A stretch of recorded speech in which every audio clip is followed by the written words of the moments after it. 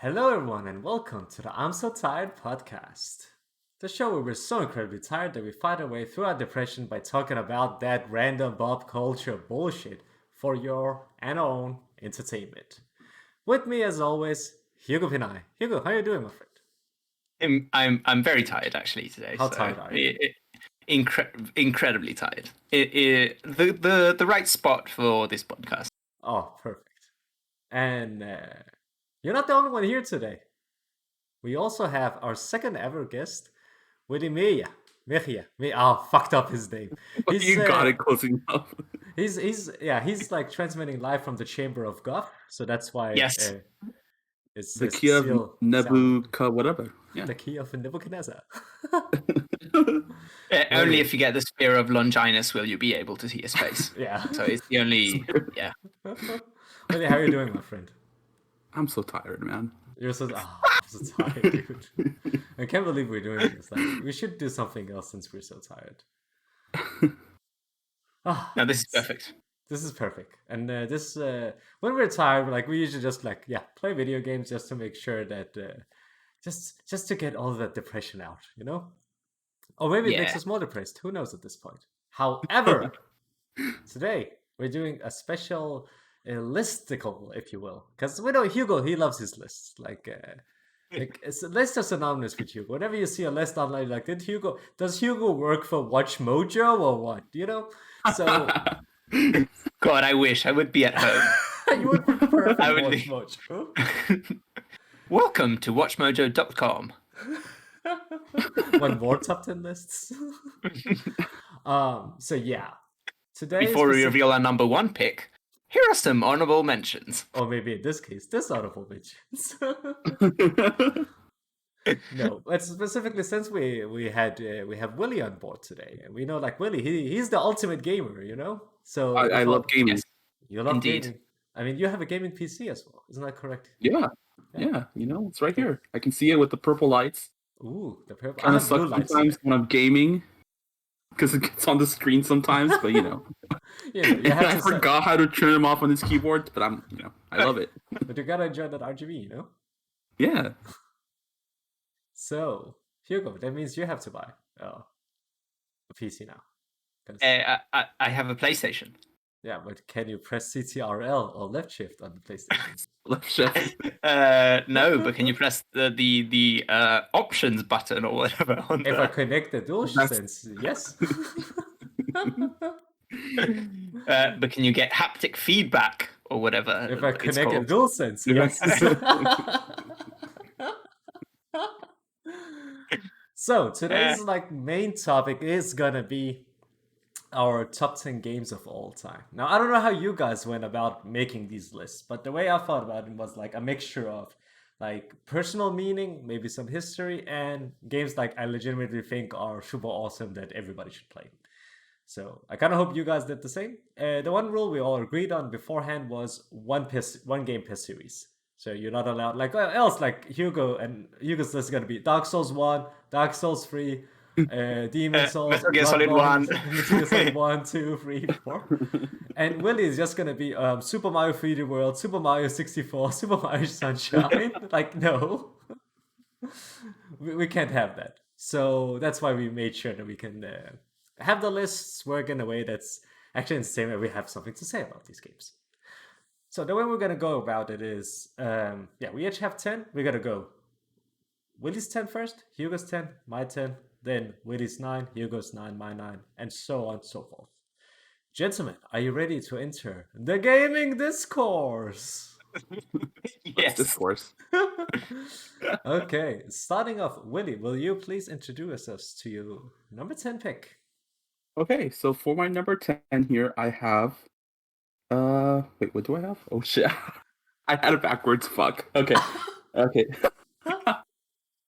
Okay. So for my number 10, I have 2019's Game of the Year, and I think Jackson's too. Sayonara Wild Hearts. Oh, okay. We go an indie boy we have in. He's gonna have the interesting list. I'm a fake gamer, so play indie games. Yeah, I'm a fake gamer because I'm just gonna have like recent games and AAA games. So there you go. I'm the fake gamer of the three. Tell us, why did you pick that? Because it's probably like the coolest looking game like I've ever seen. Like the style is so cool.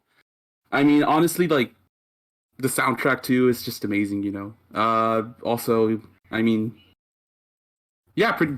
Just it had style, man. That game, and also like it was just fun. I don't know, like it was pretty simple. Honestly, you just move the stick, and but I had a good time with it, and like the soundtrack was good, the style was good, and it just looks so nice, man.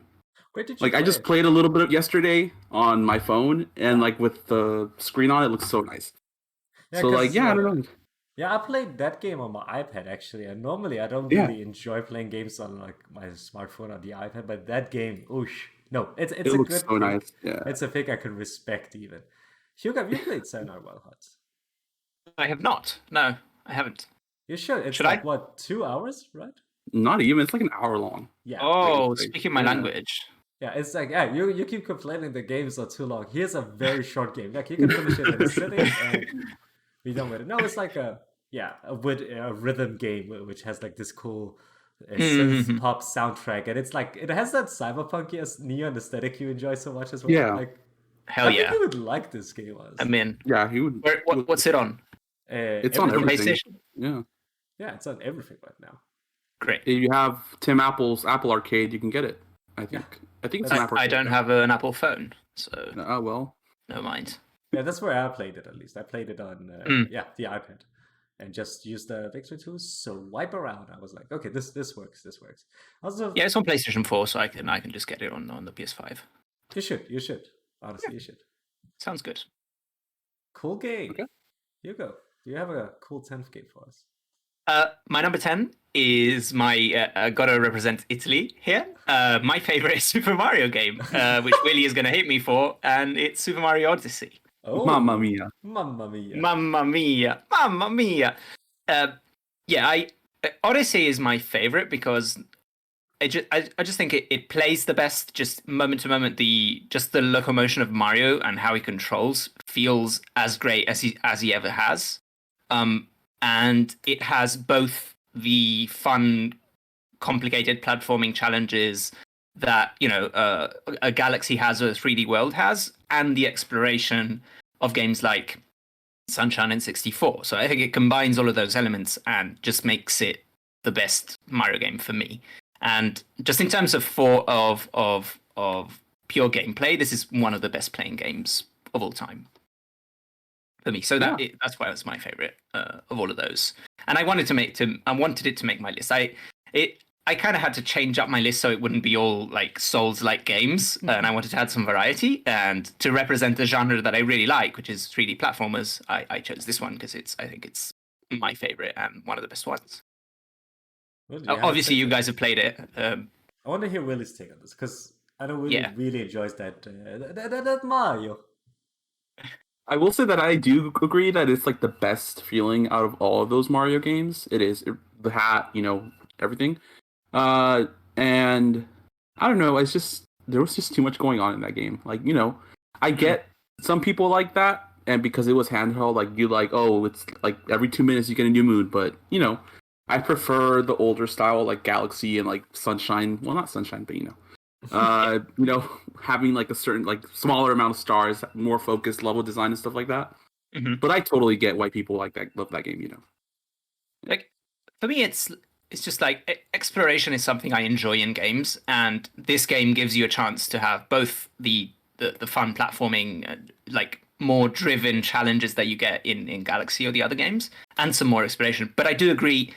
I do think there's a little too much of it. Like the game doesn't need to have whatever 880 stars. Like there could have been 500, and they could have cut all the ones. Oh, go here and do sit on the bench. What's it called? Sit on the thing and you get a star. Or it's like whatever. You can avoid the stupid ones, but yeah. So I agree with you that it is a bit much, but at the same time, I spent like 50 hours in this game, and I never not having fun. For me, at least, I got overwhelmed by the end because there are so many of those weird challenges that, for me at least, weren't fun. Like, for example, jumping rope is not fun. Yeah. I don't like jumping rope. Doing it, what was it, 20 times to get the first moon was fine. Doing it 100 times was horrible, and I never want to do that again. For me, though, what makes Super Mario Odyssey so great is the fact that also it came out at a perfect time. It came out at the was 6 months after Breath of the Wild and the Switch, and Yeah. we were all riding that Nintendo high as well, and I feel like that played a huge part as well. Cause let's be honest, like the Wii U was a fun console, but nobody had it. Like nobody, Yeah. nobody played anything on it. Like I had a Wii U, but now like it was like Nintendo was back, and I feel like that game was a show of force at what Nintendo can do and what Nintendo should do because it's 2021. Where's the next big Mario game? That's not a re-release of a Wii U game. Mr. Yeah, as Reggie, I much know you're not working there anymore, but we know Reggie is a big fan of the show. He's listening. yeah, as much as I love the Switch, I do think that first year is by far the best year in Yeah, Switch 100%. so far. So I do think they kind of the other sequels that they released are more of the same. Even if they weren't re-releases, it's like, oh, Splatoon 3, it's Splatoon, it's just a bit more. That was, sorry, 2, I guess, but they're doing 3. Yeah. It looks pretty much the same. Even what's it called, Super Smash Brothers Ultimate, which is an amazing game because it has so much content, so many characters. It's Smash that like it's not anything as revolutionary as, for example, Breath of the Wild or Odyssey felt at the time. So yeah, I can But see still. that, but I feel like for me at least with Smash, like there's no way to really revolutionize that series. Yeah, that yeah, series no, is I get perfect what you for mean. Melee going forward. Okay. Fair, Yeah. fair. Islam, what's your number 10? My number 10. Okay, so it feels like to me, just based on these takes right now. So Willy's gonna be the quirky indie guy. Yes. Hugo's gonna be the I like Martin games. Yeah. And me, I'm gonna show my age. Because, oh my god, are you ready for my number 10? This fucking boomer over here. Yeah, my list is a boomer my, list. my game is Dig Dug, number 10. My number 10 is Diablo 2. Okay, let me Great game, explain. great game. Yeah, Great it's game. a great game. And for me, at least, like Diablo 2 is like the great granddaddy of all loot games. Like every single loot-based game is based on like what was set in stone in this game. For me, it's like you have all these different classes with all these different cool abilities that can do cool shit. Like you have the necromancer who can raise a bunch of dead skeletons, and you have the Amazon, which I used to play a lot with the twin spears. You just go around killing demons and devils with what was it, 7 of you? I feel, yeah, it was in a team of 8 co-op. You just had a blast. I used to play this a lot with my friends and my big brother, and it was like a whole like bonding thing for us almost. Also, there's a secret cow level. Spoiler alert for a very old game from the 90s. There is the secret cow level where you go and fight cows and then you kill the cow king. And for me, like just getting to that cow Sounds king. great. Yeah, it's great. But do you want to know how you get to the cow king, Hugo? Sure, You absolutely. have to find this dude's leg. And oh, by the way, there's nothing in the game that actually says what to do, but you have to get this one leg and this other item. You have to put it in the transmutation box, and you have to stand in the perfect spot and then press it, and then a portal opens. It's a whole thing, but I kind of feel like this, like almost, you know how like from software games they almost have that obtuse way of telling you about Yeah. secrets. It's like, oh, moon is rising, go left by the lake, and you're like, what does that even mean? There's no lake in this game. That's kind of what this game did at like Seek the pale blood to escape the dream. exactly, seek pale blood to escape the dream. This game kind of did that. Even like before that was even like the norm, or not even the norm, but like kind of before it was like popularized later on by from software games. So yeah, that's why Diablo 2 is my number 10. What do you guys think of that? Huh? I've actually never played that game, but Because I was probably you born know, after it was released. yeah, So. No, I'm joking. But- That's not the reason.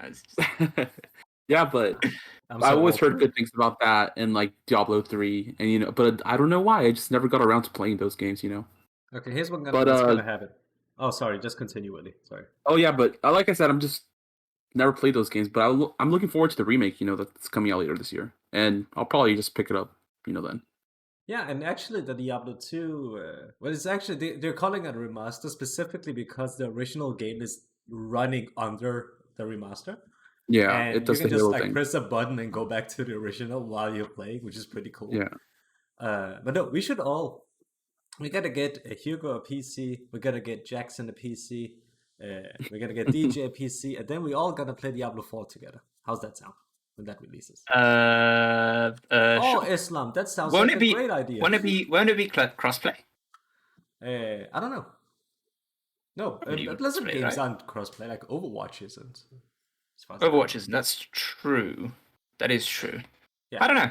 I feel like that game could totally be crossplay because it's not like a first-person shooter where the people on PC are at an advantage, right? No, It's you're co-op, right. Yeah, right? So it should be fine. Yeah, we'll see. we'll see. But Now, Hero can't be like, "Oi, where's the bloody CTRL?" Or Jesus Christ. what's the bloody CTRL, mate? I love that I've never said "oi" in my life. I think I've never. It's just like not once. The only time that I have is making fun of making an exaggerated British accent myself. It's like, "Oi, mate, where's the bloody left shift, mate?" What's the bloody left shift, mate? There's Fucking a left hell. shift. I only use Fucking right PC shift. gaming, mate. Right. I guess Willy is Yeah, next, Willy, right? you're number 9. Yeah. Okay, so I'm gonna continue the whole indie game thing. And so for number 9, I have Spelunky. Oh. Spelunky, yeah. It's like the first one of those games that I got into, the roguelikes and stuff like that. That I got into, and honestly, probably like the only one that I've actually gone into. Like, Hades I liked, but I wasn't as hooked on it as much as other people were. But yeah, it was like just really addictive to play. Like, I would remember being like, one more run, and like, end up playing for like 4 hours. But yeah, it's just like really fun, and yeah, it's just really fun. It's addictive to play. So it's like the only roguelike that I've gotten into. What makes it better for you than, say, Hades? Because I think everybody here knows how much I freaking adore Hades. So yeah, is there a reason why, like, this specific game clicked with you more than, I say, don't Hades? necessarily think it's an enjoying more thing. I just never really got into Hades. You know what I mean? Like, I didn't really get into it. Like, I wasn't in the mood for Hades yet. And I haven't played it in like 6 months, but I don't know. It's just more, I don't know. I just got really into Spelunky. I just did. I'm not really sure. Should I play Spelunky or should I jump into Spelunky 2? No, don't play Spelunky 2. Play Spelunky 1. Spelunky 2 is much harder and requires a lot of like knowledge you have from the first game. Right. So I would just recommend playing the first game. I think it's coming to Switch soon, I think. I'm not sure. I mean, But I know, yeah, you should play the first one instead. I know Hugo specifically. He loves those hard ass indie games, right, Hugo? Sure. Yeah. I don't really like hard games outside of the From Software games, so I'm kind of always a little tentative when it's a game with this. And the thing that with roguelikes, I feel like the difficulty for me is so punishing that I have a hard time deciding to start playing, even though I would probably enjoy them if I really got into them. So I think the reason why Hades appeals to me a bit more is that you get permanent upgrades, so it's kind of more. There's more of a progression there compared to other roguelike games. But Spelunky, I've played it at a friend's house, and it was a shit ton of fun, even though I was terrible at it. So. Oh yeah, it's really fun. Yeah, in co-op. Yeah, it's like it's funny as well. The way you die is always entertaining. So yeah, right. Number 9, Spelunky. Hugo, what's your number 9? I also have an indie game at number 9, a little old game that nobody's ever heard about, and it has a really small budget. So if you haven't heard about it, that's fine. And it's called Death Stranding. Oh my god, this which is amazing. Which is technically it's technically an indie game. Yeah. Kind of technically indie produced. Well, I mean, I'm sure PlayStation gave them like a boatload of money to make this game because it wouldn't be possible otherwise. But yeah, a lot of people don't like this game because it's a very slow-paced, meditative game where you don't really do a lot of combat. I mean, for me personally, I kind of avoided combat whenever I could, and the what I loved about this game was the slow pace, was getting through this very challenging environment and figuring out a way to do it in the most efficient way possible. And I got really addicted to doing these fucking deliveries and getting all the upgrades and completing and making sure everyone was on the network and was really friends with me and really liked me. And yeah, there's something about the vibe of this game that's so perfect for me. The music, the just the art design overall, I just absolutely loved it. And I spent this. I have the platinum for this game because I just wanted any excuse to just spend time in this world. I just absolutely love this game, even though it's bonkers and the story barely makes any sense. And that didn't even matter for me. Like it was exploring some themes that I cared about, even though it was doing that in the classic Kojima style of heavy exposition and really on the nose metaphors. But at the same time, there's some sort of earnestness to the way he writes that for some reason I really like. And yeah, I love this game. His name is Sam Porter Bridges because he bridges people together. You get it, Hugo? You know what I mean? Yeah. I mean, come on, man. And Porter, because he does deliveries. Yeah. Handcuffs, man. Like handcuffs are like the phones, you know? Like, you know, you I don't think I'm controlling you, man. So what bridges? Explain. What does that even mean? So you bridge people to, like, you connect them with, I think they call them strands. I'm not sure. Yeah. Social strand game. Oh yeah, it's the new genre, social strand game. As much as I love Kojima, and I debated having this game on my list actually as well, because I've talked at length about how much I love Death Stranding. I think it's a fantastic game that at least tries to be different in the AAA space. I know we were joking about it's technically indie. It's a AAA game. Like it's running on the Decima engine. Come on.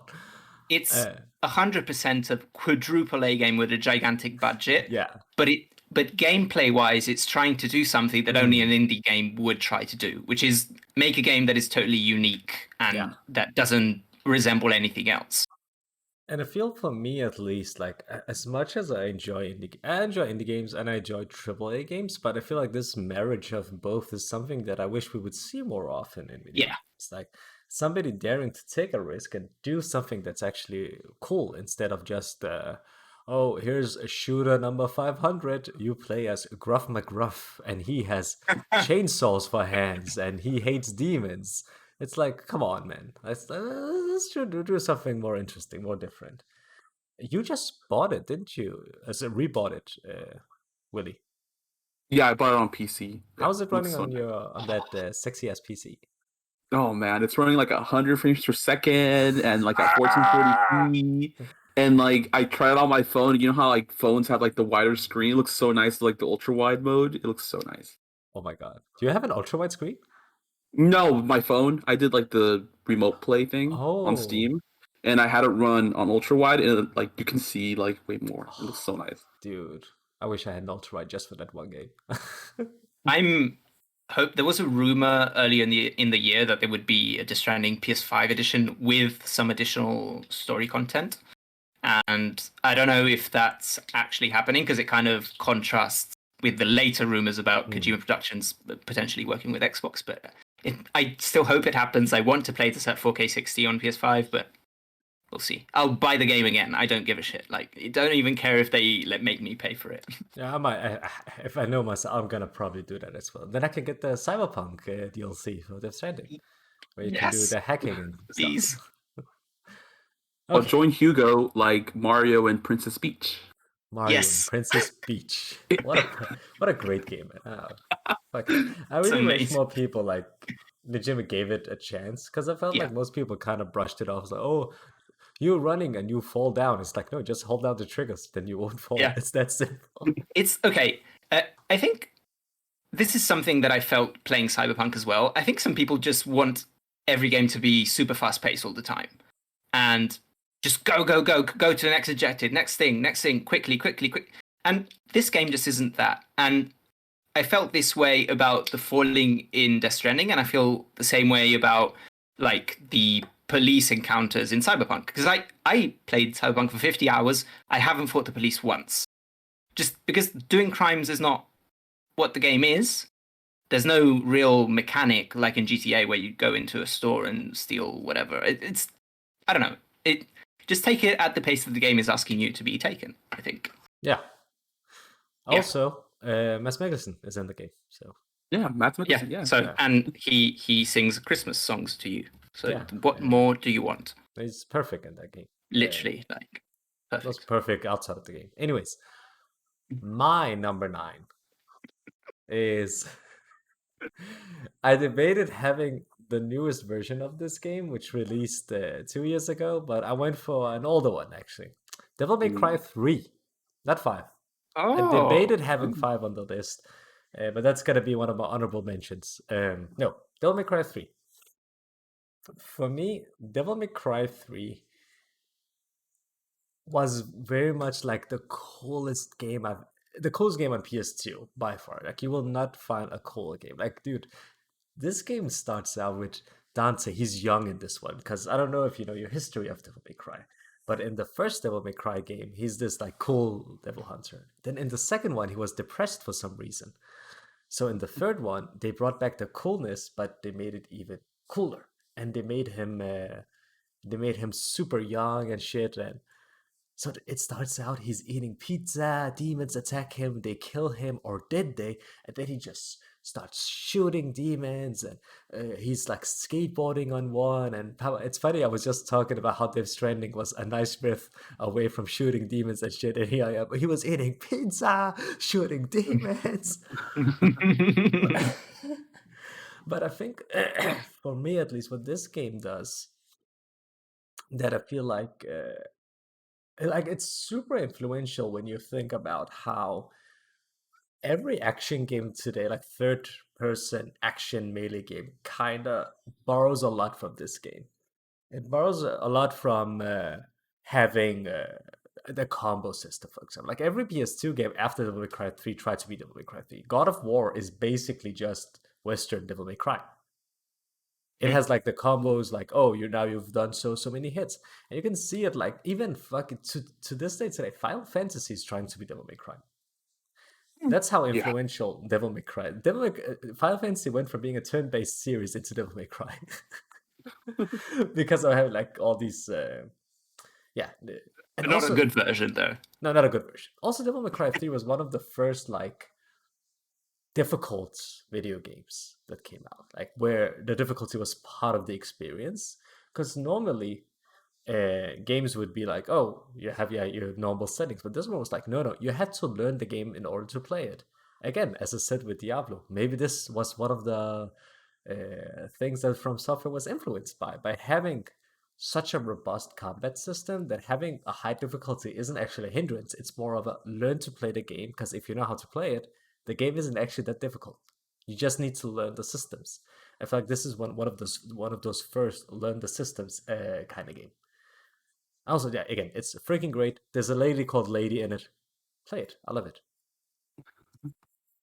Lady Call Lady. Great Yeah. pick. I haven't played Devil May Cry 3, unfortunately. I've only played 5, and I Yeah. enjoyed that game a lot. Yeah. 5 Same. is also, that's what I kept going, like, should I choose 5 or 3? But I feel like 3 for me also holds like this personal nostalgia thing almost to it as well. Because I remember not wanting to buy it because all the reviews were like, oh, this is so difficult. And then I bought it and just kicked ass at it. I was like, Pro oh, gamer song. this game isn't as difficult. Maybe I'm better than these reviewers. That was one of my first. Maybe game reviewers are bad.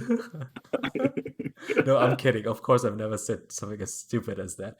But no, for real, there was like, this was almost like where my obsession with, oh, games where you can constantly become better started. Great pick. Yeah. You have nothing else to add. Okay, cool. I haven't played it. I haven't played it. Like it's I like Devil May Cry 5 a lot, but I haven't played it. Maybe I should. I don't know. I don't know if it would it hold up played Devil May Cry today. 3? Yeah. The With the context of having played 5 as well. The Switch version. The Switch version. The Switch version specifically, they changed up the combat just a bit because when you're playing as Dante in Devil May Cry 5, you have the 4 styles, Trickster and Royal Guard. Yeah. In the original version, you had to choose your style before choosing the mission you're doing. So if you chose Trickster, you were locked into Trickster. You couldn't switch around. But the new Switch version, they actually added the Devil May Cry 5 thing of switching between the different styles. So I would say, yeah, it will probably hold up today if you play the Switch version specifically, because it has like the changing of the styles as well. So yeah, I would say go for it. Yeah. Sexy Willy, give us a sexy 8. Okay, for sexy 8, we have an indie game from a small company named Microsoft, I guess now. I actually disliked this game before, but now that I gave it a try on this hot ass new PC, I loved it. Doom Eternal. Yeah. It's just one of the best feeling shooters I've ever played. It just feels, especially with a mouse and keyboard, oh my god, it feels so good to play. I keep replaying the levels. Like almost every day I'm replaying a level or like, at least a part of it. But like I said, I didn't like it too much when I played it on PS4 last year. Because compared to the 2016 reboot, it was way too complex for me with the controller. Because there was just too much going on with the controller. But with the keyboard, mouse and keyboard, oh my god, I sound like the person that I hated last year. Fuck. You give a man a PC and he just turns into a gamer, doesn't he? Yeah, he discovered CTRL and Shift and holy shit, I love PC gaming now. Press space, Willy. Press space now. But yeah, it's just so fun to play. The level design is good. It looks nice on my PC. The frame rate is so good on PC. Because you have a 144 hertz monitor, right? Yeah, and it's not the frame rate. It's not at 144, but it's like at 100, 105. But it's still super smooth. Yeah. And actually, the thing with higher frame rates, like and higher hertz, for that matter, is your reaction time is also higher because of the higher frames. You're getting information to your brain quicker. So that makes like fast-paced games like Doom just run so much better. Because I tried Doom on console as well. I was like, yeah, this is good. And then just like you, I played Doom Eternal on PC. I got it from William Spencer's Games Pass. Thank you, Phil. Thank you, Phil, for all your hard work.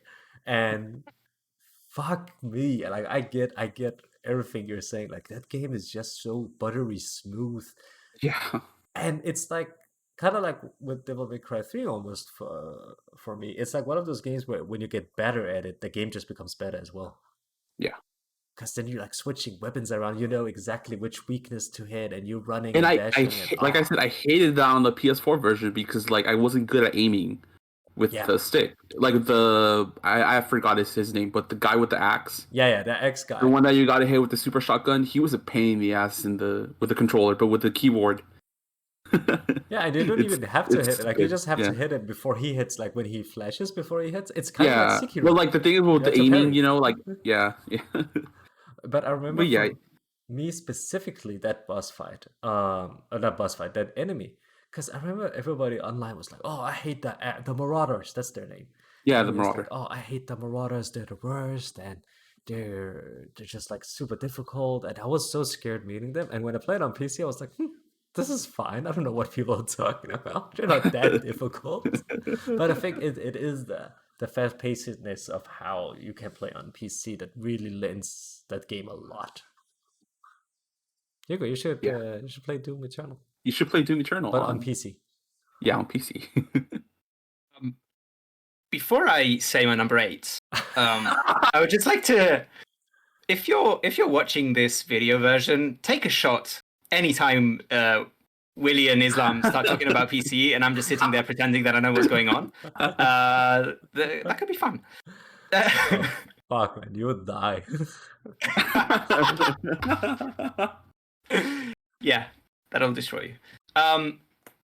Yeah, Doom Eternal, another game that unfortunately I haven't played because it looks a lot. Well, to be fair, I had a similar thought. I felt like, oh, this looks like it was made for PC, and I'm not sure if on a controller it would be as good.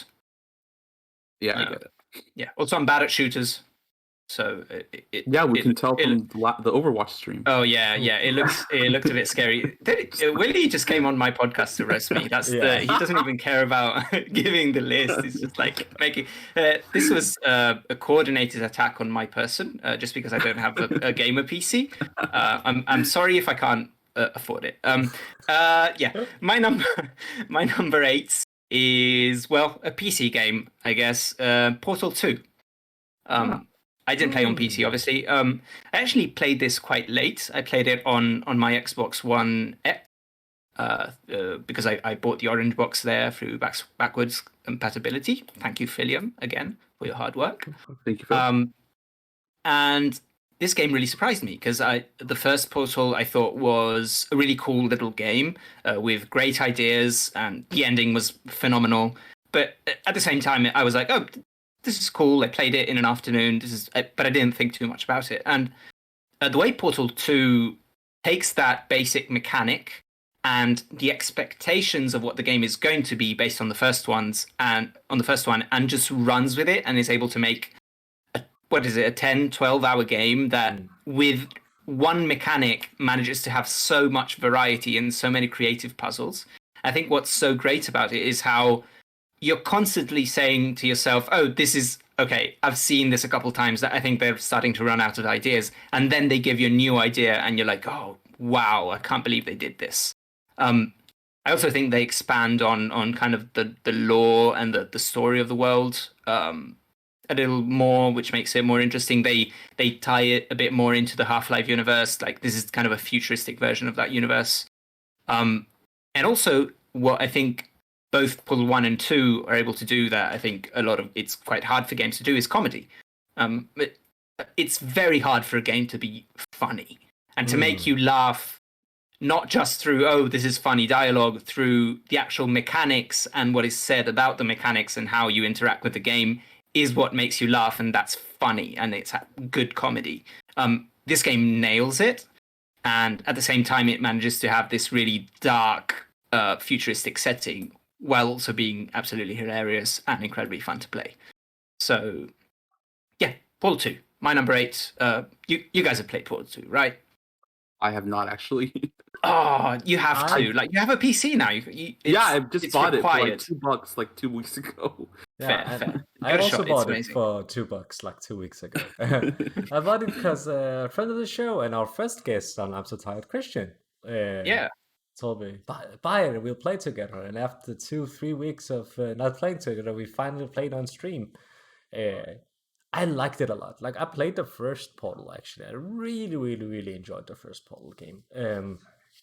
Because I bought the orange box from a friend. So I played it on PS3.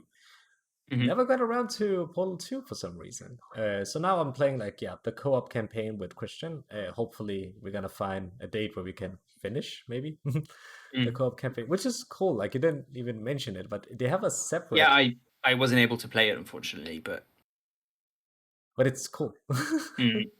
Yeah, it's super cool. And I think, like, I am going to play, like, the single-player campaign as well at some point, just to, like, rack my brain and chillax for it, because it's a chill game as well. I think that's what I enjoy about Portal. Like, it can be stressful when you try to figure out this and that, but yeah. But have you played the single player? No. Oh, you should. That's what I'm saying. I want to play the single player. Right. Sorry, I thought you said I want to finish the multiplayer, but yeah, definitely give the single player a shot as well. Yeah, it's amazing. Okay. So Islam, what's your number 8? My number 8 is, oh god, okay. It's technically an old game, but it's also a new game for once. What? Yes. It's the Resident Evil 2 remake. Oh, No. okay. Fair So enough. I have an old Fair new enough. game, or new old game, I guess, on the A new list. old game. The reason why I chose this one specifically is because it's old. So Fuck. let me explain.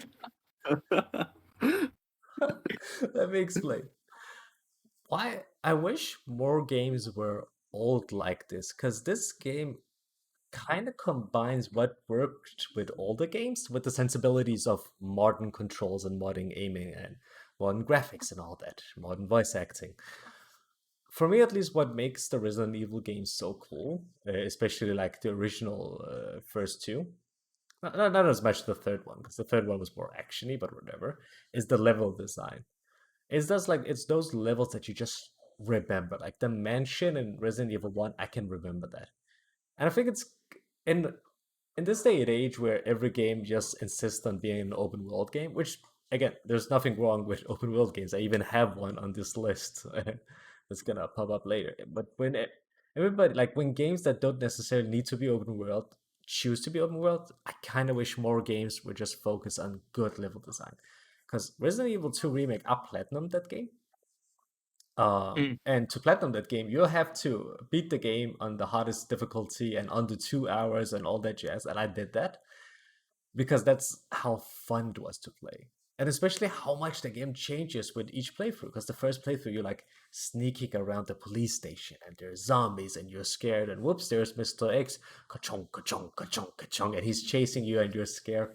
But in the second and third playthrough, you know the map, so you just like speed running through, grabbing the items, solving the puzzles quickly, running around shooting zombies, knowing which zombies to shoot, by the way, and which ones to ignore, because you're not gonna return later to that room, so you can save your ammunition for the boss.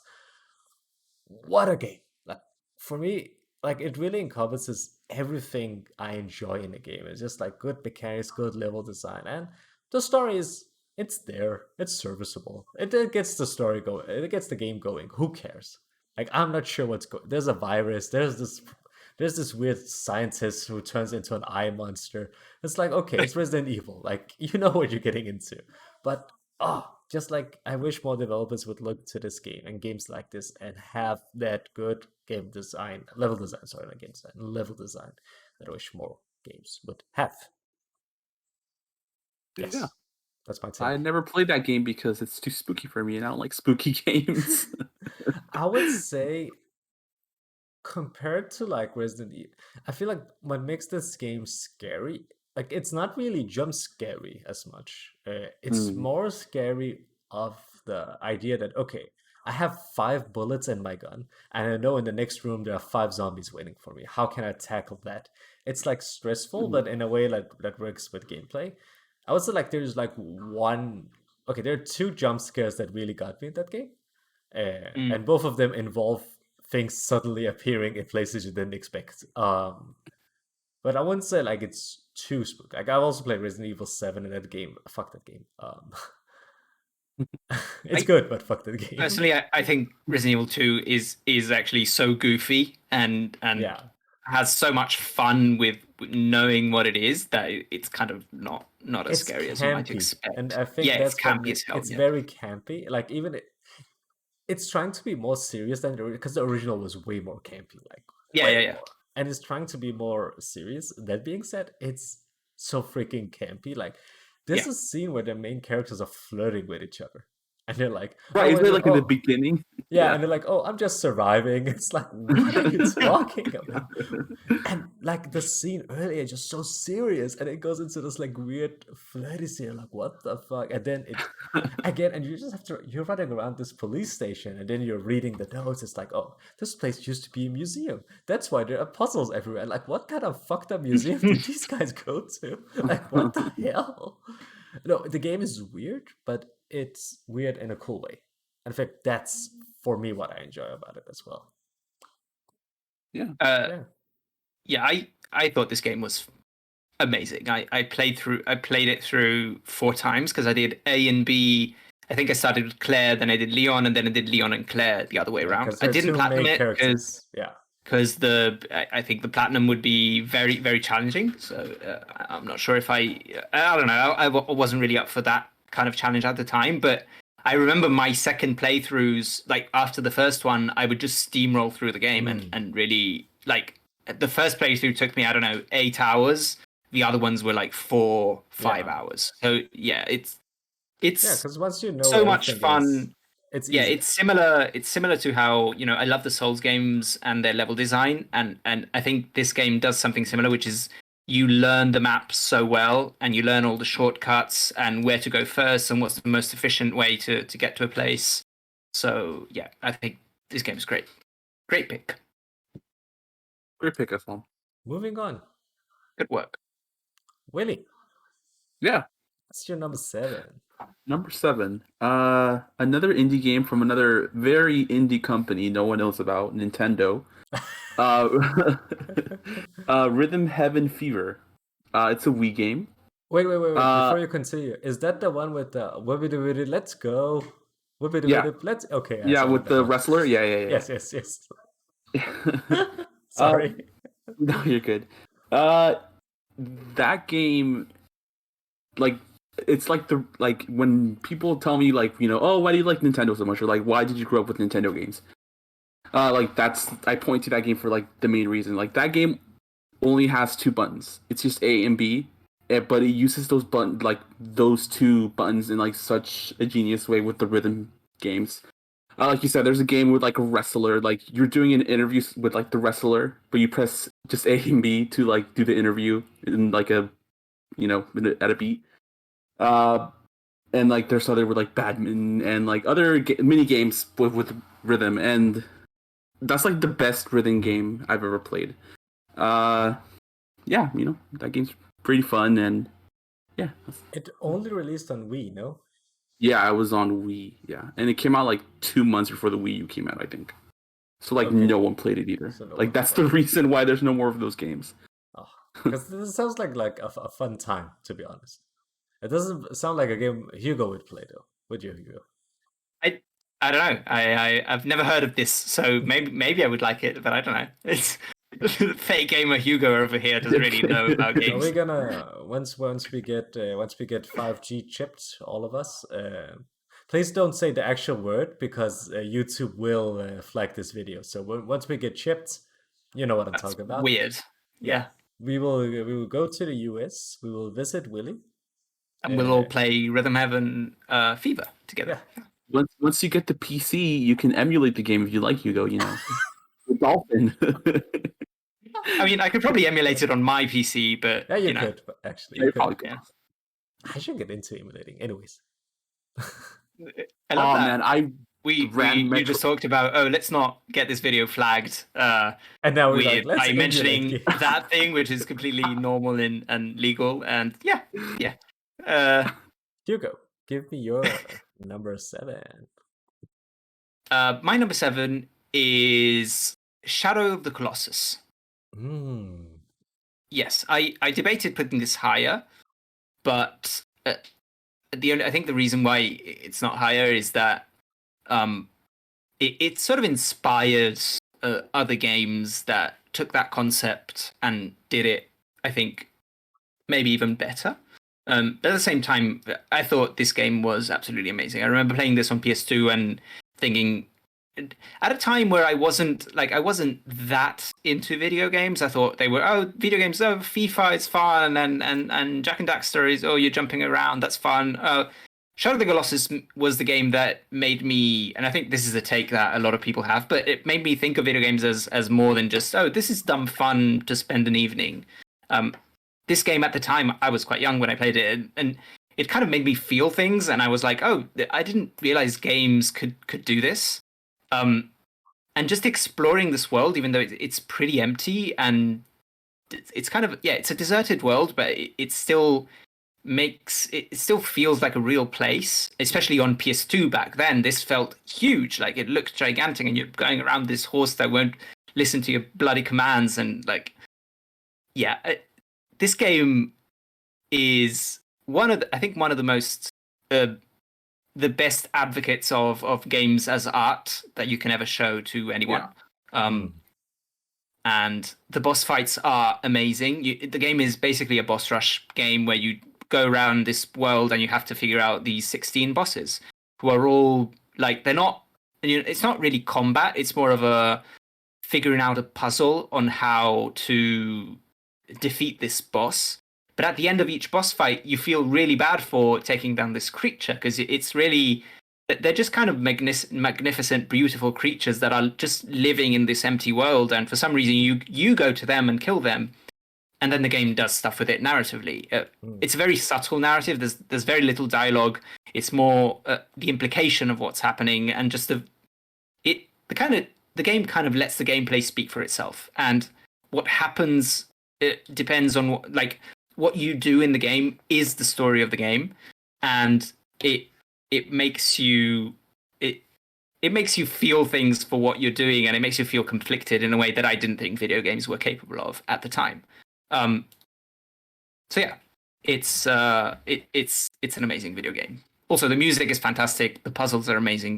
The graphics for the time were so good that this game couldn't run well in the PS2. So maybe play the updated version, I guess, now on PS4. Although I do think that version kind of lost some of the mystery of the original game, because the original game had this sort of foggy, blurry landscape that you always saw, which is the reason why it was that way is because the PS2 was limited and couldn't render the whole landscape, and you couldn't see it all. Otherwise, the game would not run. But it gave the game an atmosphere that is kind of lost in the remake, which all looks very clean and all very, very perfect, very AAA. But at the same time, it just kind of plays better, looks better. I think it's easier to get into. But yeah, amazing video game. You should just you guys played it. You should just play the PS3 version, which is the HD high upscale of the PS2 version. But apparently that version wasn't very good. No. So I'm actually gonna accuse Hugo of cheating and hacking my list, because that was actually my number 6 actually. Shadow of the Colossus. But yeah, I agree with everything Hugo said. The game is empty, yes, but I feel like if it was full of villagers, I don't know, whatever, it would have been a worse game. It's empty absolutely. Because for a reason. It's empty because it looks great, because it's good because it's empty, you know? Mm-hmm. And yeah, I would agree that I actually prefer the PS2 version over the PS3 version, because I like how muddy it looks. Yeah. And the frame rate, whatever, but I love how muddy it looks on the PS2. The PS4 version, I never liked it. But yeah, I agree with everything Hugo said. Before I talk, I want you to tell you both to put down the pitchforks and do not attack me for what I'm about to say. Oh no! So I really wanted to play this game when it came out on the PS2, but I never got around to it. I think it was I couldn't afford it or something. I think that's why I never bought it and played it. So come PS3. That's a good reason. We can't praise you for that. No. Now the pitchforks are gonna come up. This the first reason. Oh shit! Then come the PS3 version, there like a HD remaster thing, and I remember it was on PS Plus. And I was like, cool! I've heard so much about this game. I'm gonna play it. I'm gonna have fun with it and see what's what. Because again, I really wanted to try this game. I just remember, and I think it's because I didn't pay for the game. It was on PS Plus, so I was like, I'm gonna give it a quick shot and see what's what. I just remember the camera. And I couldn't understand how this camera worked. I was like, yeah, no, I'm not gonna play this. This is old. Says the guy who only has old games on his list. I was like, I couldn't wrap my brain around it. I just couldn't. I was like, this is annoying because I kind of want to play this, but this just doesn't feel good to play. So fast forward, the PS4 version was on PS Plus as well. Same story. I installed it. I'm gonna give this a fair shake this time around. I was like, yeah, nope, can't do it. This camera just feels weird, dude. I don't know what it is. And it's this is one of those games I legitimately want to give a shot, but every time I just that camera, I'm like I don't get it. So now you just gotta wait for the remake on PS5, the remake of the remake on PS5. You gotta wait. And I'm gonna wait for it to come on PS Plus, and then I'm gonna play it and go, "What is wrong with this camera? And why is it tied to haptic feedback this time?" It's the camera does feel weird, but if you've played both Eco and The Last Guardian, you can tell it's a choice. Like they want the camera to feel that way. Like they want their camera to be that free, and the amount of freedom that they give to the camera makes it a little wonky to control. So I do understand that. It's valid criticism. Although you should play it anyway. I should play it. You're right. Like there's, Yeah. I'm also sure that if I played it, I would love it. But Yeah, you just got to get through the first hour, and it'd be good. Maybe- It's a really short game. Like you can beat the game in 6 hours. maybe I'll stream it on twitch.tv/iDepie. Sounds good. Yeah. What's your number 7? My number 7. Let's go. Yeah. My number 7. Oof. Okay, we're back to PC gaming. So one thing you should know about my list is that I have 2, like all games on my list are Japanese except for 2, and we already saw number 10 was Diablo 2. Funnily enough, this game is from the same company. It's from Blizzard, and it's World of Warcraft. World of Warcraft, I always called the Dubai family game because this game, my entire family was freaking obsessed. I kind of hate this game today, to be honest.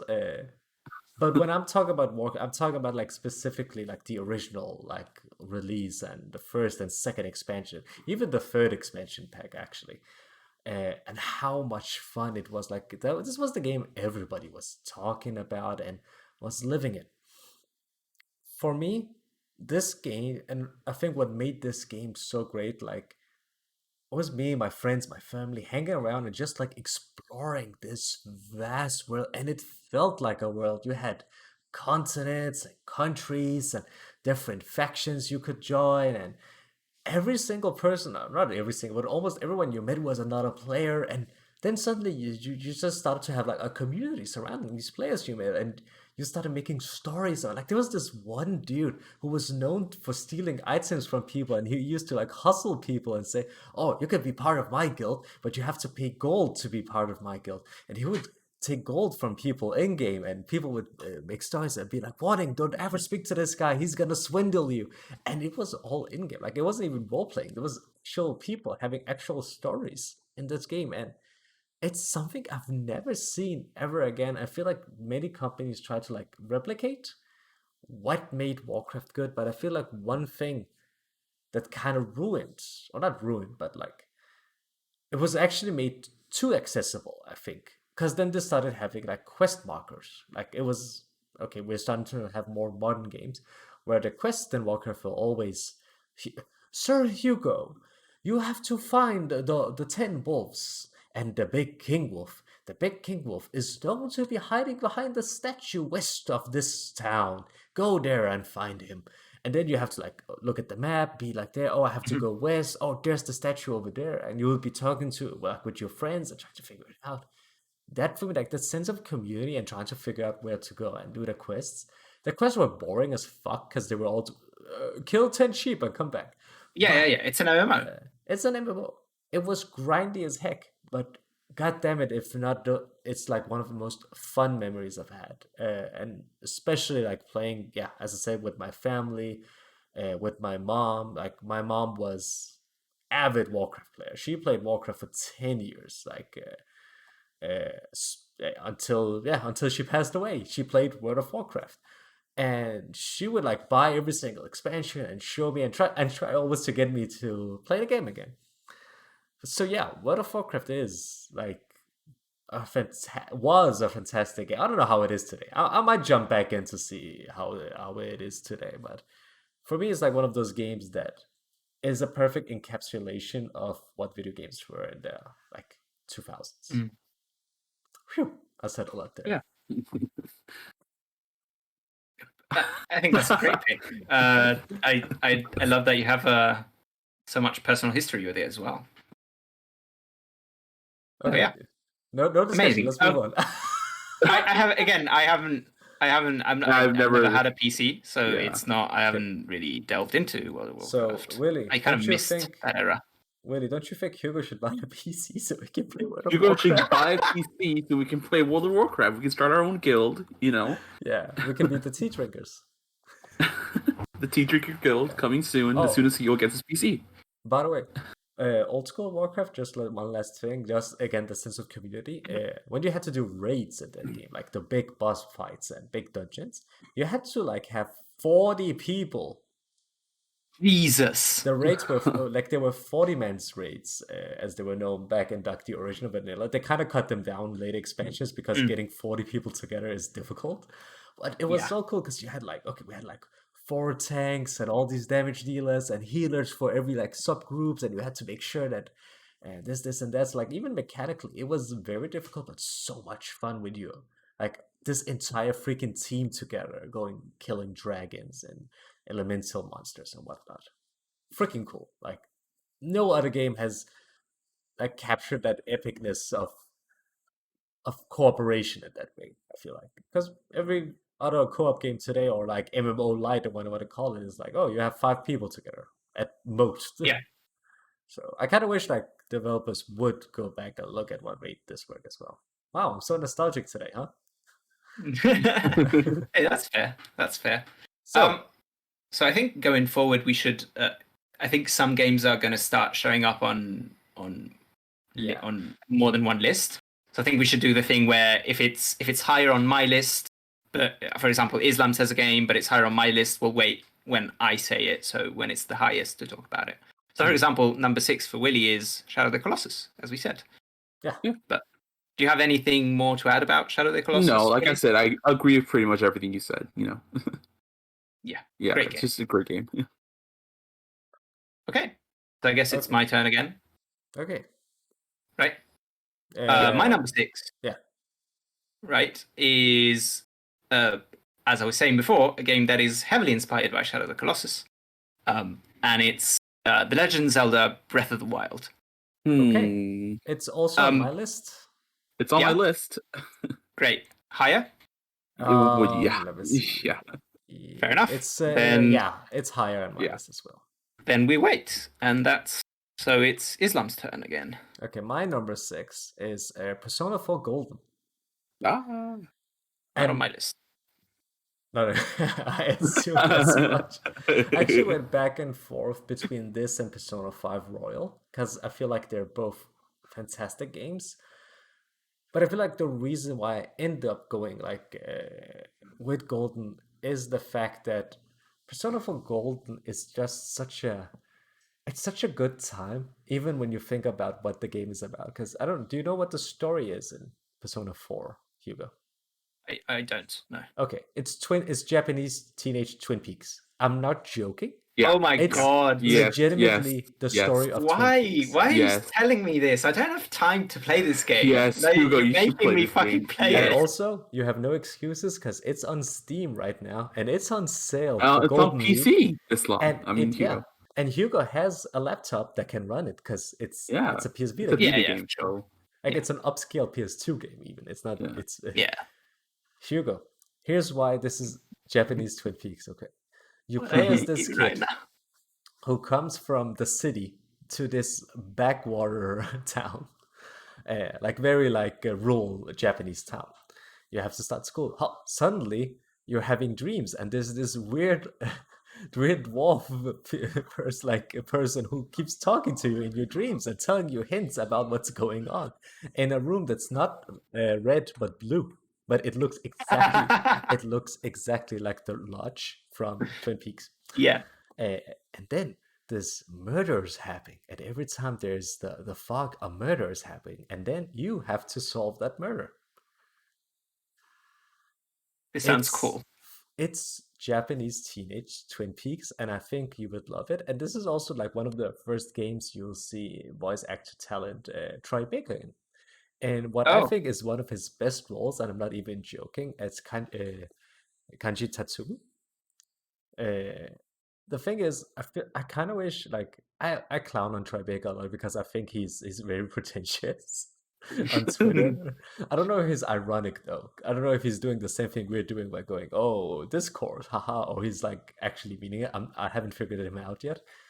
That being said, I kind of wish he would do more anime stuff because he does this a lot here. He was very good in Persona 4, actually. He's so good in it, and sadly, he hasn't returned to the character since. I believe it's Matthew Mercer that voices him now, actually, because I guess he's too good for anime games. I don't know. Yeah. But for me, it's one of those like that has like such a great story and also a very good turn-based RPG mechanics. Yeah. And Persona series specifically kind of proves that the world still needs turn-based games. And it saddens me to see Final Fantasy go down this route of being a bad Devil May Cry.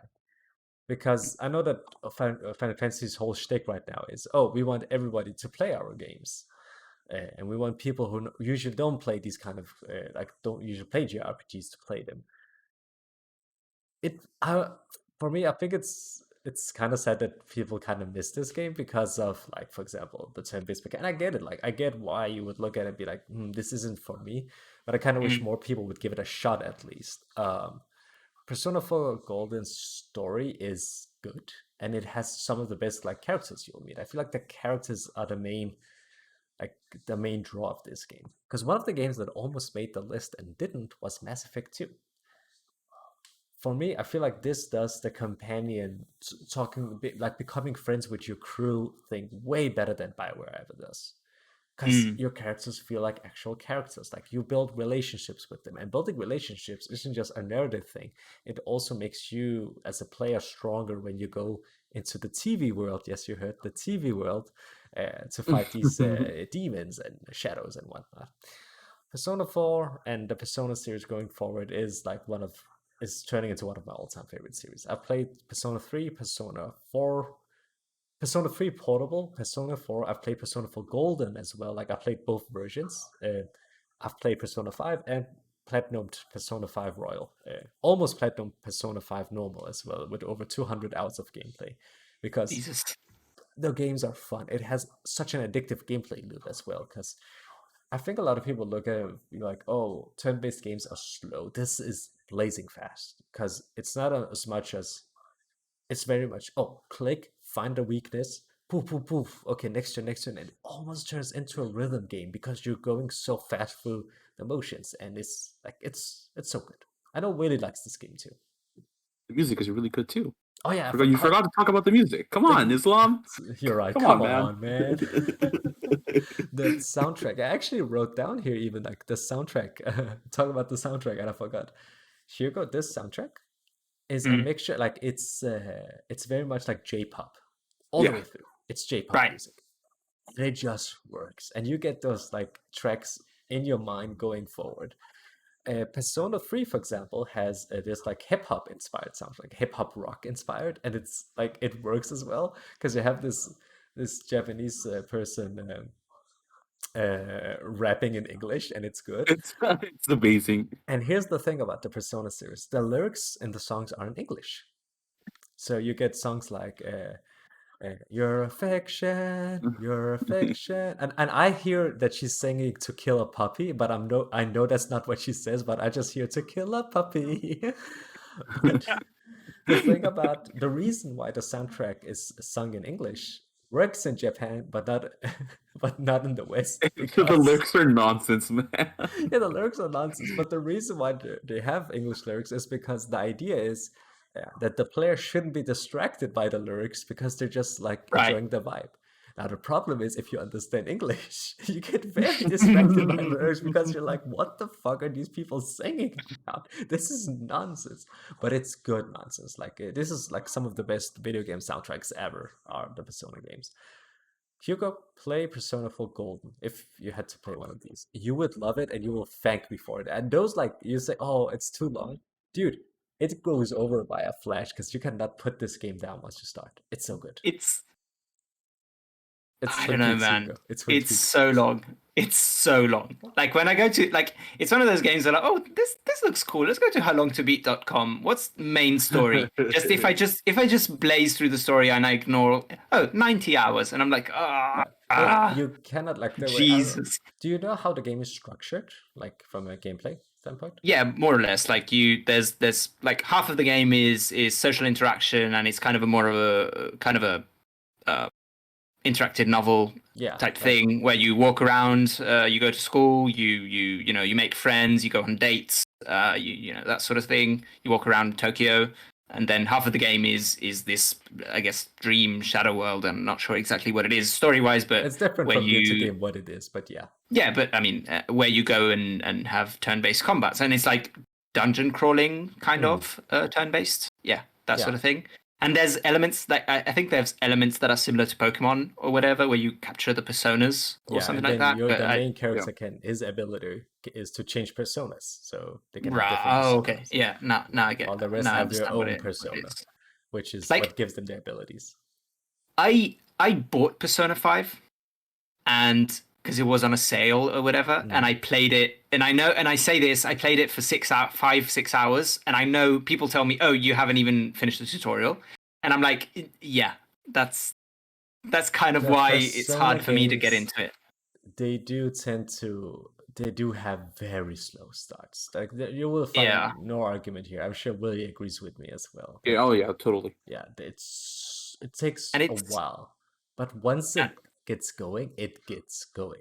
Yeah. But also structure-wise, I was actually thinking about like there's also like this day-to-day cycle. Like you're gonna run your day. What do you want to spend your day on? Are you gonna go study for the exam, or are you gonna hang out with your friend, or are you gonna join? And I feel like that for me scared me before going into the game. First time like I played, I was like, oh, this sounds horrible. Like day-to-day management. I can barely manage my own days in real life. Now I gotta do it in a video game. But to me, actually, that side is what appeals to me more. And it's actually very simple as well. Like it's not difficult, and it doesn't take away from the game. So yeah, Persona 4 Golden is my number 6. There you go. Back to Willy. Back to me. Okay. So for number 5, I have another Nintendo game because I'm a Nintendo. Kid Icarus Uprising for the 3DS. Ooh. So this game is a pain in the ass to play and gives me hand cramps, and I hate playing it on the new 3DS that I got. But I don't know, man. The writing is so good. It's probably the funniest game I've ever played.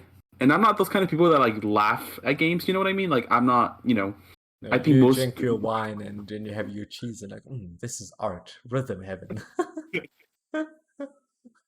Like I think most writing that tries to be funny ends up being like never works for me. Like, you know what I mean? But this one does. Like, I think what's his name? Mike Drucker wrote this game. But yeah, he wrote this game. But like I said, it's a pain in the ass to play, honestly. But it has one of the best villains. It's actually a spoiler to say who the villain is, but say it. It has one of okay. So like in the beginning, Medusa from like the original NES game is like the villain. Yeah. But it turns out that she's just a puppet, and Hades is like the actual villain. But like, yeah. Fair enough. But he's one of I love that you said Medusa from the original game and not like from Greek mythology. She's an original character created by Miyamoto in Kid Icarus. Yeah. No, but they introduced a new villain named Hades in the 3DS version, Yes. Yeah, but he's one of the best written villains I've ever. He's funny. He's great. The game itself is fine. It's like a on-rail shooter. Because like I guess this whole thing is his name is Pit, and he can only fly for 5 minutes because Goddess Palutena only lets him fly for 5 minutes because his wings will just burn up if he flies more than 5 minutes. Yeah. 5 minutes, huh? Reminds me of that one anime. Jesus Christ. The curse. The curse. But yeah, there's like 5 minutes of on-rail shooting, and that shooting's fine. But after you're done with that, it's like a third-person shooter. But you can imagine the game not working right on a 3DS. Like, you have to be holding it with your left hand, you have to hold the analog stick, and with the right hand, you have to be holding the stylus and pointing with the stylus. That was actually my next question. Like, how do you hold the fingers playing? Yeah, you shoot with the L button. Your finger, you're moving with the left stick, and you're aiming with the stylus. Okay. And you also move the camera with the stylus. So like this? Yeah, For pretty your much. audio, for your They audio listeners, I'm actually holding up my hands in claws. the game actually came with a stand because like even like the what's his name, Sakurai, even said that yeah, this game makes my hand hurt. And And that's he made probably the the game. reason. And that's probably the reason he has like tendinitis now or something like that. Actually, But Sakurai is so used to pain that at this point he just Yeah. doesn't he's- even notice it. Like Sakurai, he plays Smash with 3 characters, with 3 pro controllers, all with one hand. Like that man is insane. Yeah. Yeah, he's also very but sad. yeah, it's a fine game. Like the game itself is fine. But the writing is really what makes the game. You know, it's the one of the funniest games I've ever played. Oh. We should have more funny games. Yeah. I like having fun. More comedy in games, please. Yeah. More comedy. Like I don't mind like games taking themselves more serious. Actually, I implore it even, but more funny games as well. Yeah. Doesn't be a healthy mix. Like we get all types of movies. We get horror movies, serious movies, dramas, comedies. Gaming is it's Mr. McGruff back at it again with his chainsaw arm. Mr. Bridges with his bridges. Mr. Bridges with his that's a legitimately funny game though. When It is. Conan, Oh, yeah. when It's so Conan stupid. O'Brien shows up as the cosplay maker. Yes! What the fuck? I forgot about the Monster Energy drinks, and I saw them in the game. So I'm like, what the fuck? And what about when you meet Edgar Wright and like he just happens to be in the game? It's amazing. But let's not talk about Death Stranding again. My number 5 is actually my first Souls games. I tried to not have 3 of them in it, so Sekiro didn't make my list, but I couldn't leave Bloodborne, which is my number 5, off the list. It's on my list as well, obviously. Right. So I think we'll wait for that one as well. Okay, What a game! What a Okay. game! What's your number 5, Islam? good game. It's fine. My number 5, Legend of Zelda: Breath of the Wild. That's on my list too. Yeah, and Yes. it's higher up in your How list, high? right? Oh yeah, way higher. Okay, we'll wait. Back to Willy for your number Back to 4. yeah, Number Willy. 4. So I'm gonna cheat a little bit, but technically this isn't a game; it's a creation tool, so it's not the same thing. My number 4 is Super Mario Maker. Oh my god! That's such a Willy answer. That's such a yeah. Explain yourself. So Super Mario Maker, the game on Wii U.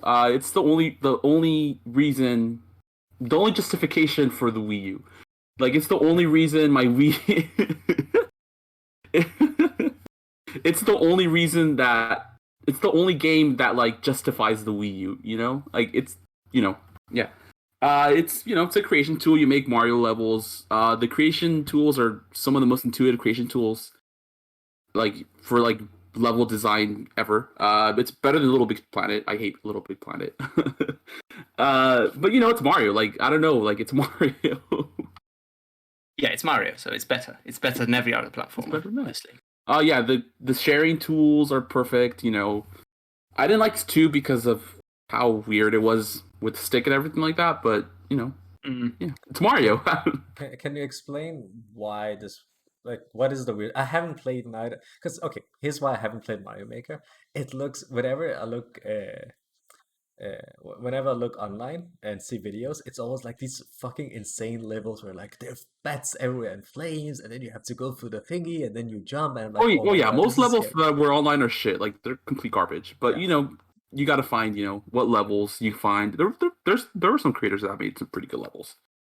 But most of the stuff online was trash. I mean, obviously, like everything online, 99% of the stuff there is bad. But once you find like the 1% of stuff that like is good, there's some real good levels out So there. what makes this game, sorry, the first game better than the second one for you? What's this weird left stick thingy? I don't understand.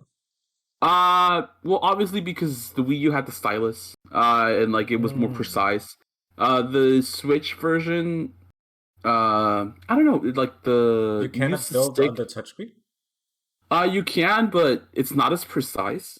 Because you have to use like a iPhone stylus or something, and it's not as precise as like the actual pencil stylus from the Wii U. Mm. And like the TV, like the thing is that when I played Mario Maker, the first Mario Maker, I would have the gamepad on my lap and I would like make the levels. And then when I was ready to test, I would have it on the TV. And that's not Yeah. possible with the Switch. So that's what made it better on the Wii U, in my opinion. And it was also like I think the first one was kind of a cultural moment in video games that the second one had no hopes of reliving. Like yeah, it was weird. like I didn't have a Wii U, but I remember when Mario Maker came out, I'd spend so much time looking at videos of all these crazy levels or the autoplay levels or these insanely difficult levels that people would spend hours trying to beat. And like everyone was playing this, which is something that I don't think the second one had a chance of doing. Because like, Yeah. how much more can you add to that game? It's Yeah. Mario Maker. They added an art style, but the art style was the least good one anyway, because they added that weird 3D World 2D version, which was just played weird and didn't feel as good as the other ones. And everyone's making leveled in the Mario Super Mario World art style anyway. So it's like, I don't know. I think that's Yeah, it was weird. I was surprised it didn't catch on as much as the Wii U version. Yeah. Should I play Mario Maker? It's on stream. You would have a lot of fun going through these insane levels. Yeah. You were about to say amazing. Insane levels. We'll look into it. Maybe one day we'll do it. Okay, you got to pull out the Wii U, and I sold my Wii U so I could get a Switch. It's basically a better Wii U at this point. Yeah, pretty much. Hugo, pretty much. Give me your number 5. Oh, number 4. No, my number 5 is Bloodborne. Yeah, number 4. Sorry. But we're waiting for that one. So my number 4 is The Witcher 3: Wild Hunt. That almost made my list, but it didn't. Yeah, this is as somebody who often prefers games to not be too much, do not have too many RPG mechanics. I'm generally more into, either action adventure, platformers, like first-person games. But RPG mechanics in general kind of scare me. I always think, I'm going to spend so much time looking at menus and stats or whatever, and that's not really what I'm into in gaming. I'm not saying that's bad. I'm just saying that's not what I personally look for. This is my favorite RPG. Because there is a lot of stuff that you can do with upgrades and all the stuff you can do with oils and potions. And, me and Islam have spoken about this before, but if you put the game on a higher difficulty, it makes that game really shine. Because on the normal difficulty, you can just get through the game very easily by just dodging and attacking, dodging and attacking. And the combat on a mechanical level of just moment-to-moment gameplay in terms of the melee combat, the combat is fine. It's not that complex. It's not that interesting. But if you put it on a higher difficulty, you have to learn your enemies, learn which enemies are weak to which sign, or what potion you have to use, or what oil you need for a specific enemy. And that makes the game really shine. And also, on a narrative level, this is the game that has made me feel the most that my choices really matter. Like, many games tell you, this game, there's multiple branching choices, and what you choose is gonna... But at the end, you're not really getting that much of a difference. Or the game is very binary, and it's like, you either get the good choice or the bad choice. So the Infamous games, for example, have a very, very different branching narrative, but it's between two different possibilities. Witcher 3 is insane in how many little decisions you make that matter within a quest. And then that side quest, if you do that before, has an effect on the dialogue on this other quest, or that character might die in that quest, so he won't be in this other side quest. And if you do the side quests with some of the main characters, some of the main quests would actually change, and what you do in the main quest, like the level of intricacy in how many small decisions you make all the time, and the effect they have on the story overall, but specifically on the individual quests. Because like the broad story of the game, in broad strokes, is the same, but there are so many little tiny differences in it that make you feel like you're living this adventure. And also the world is so detailed. There's so much lore in it. There's so many super fun Easter eggs, and exploration is rewarded by finding some weird shit.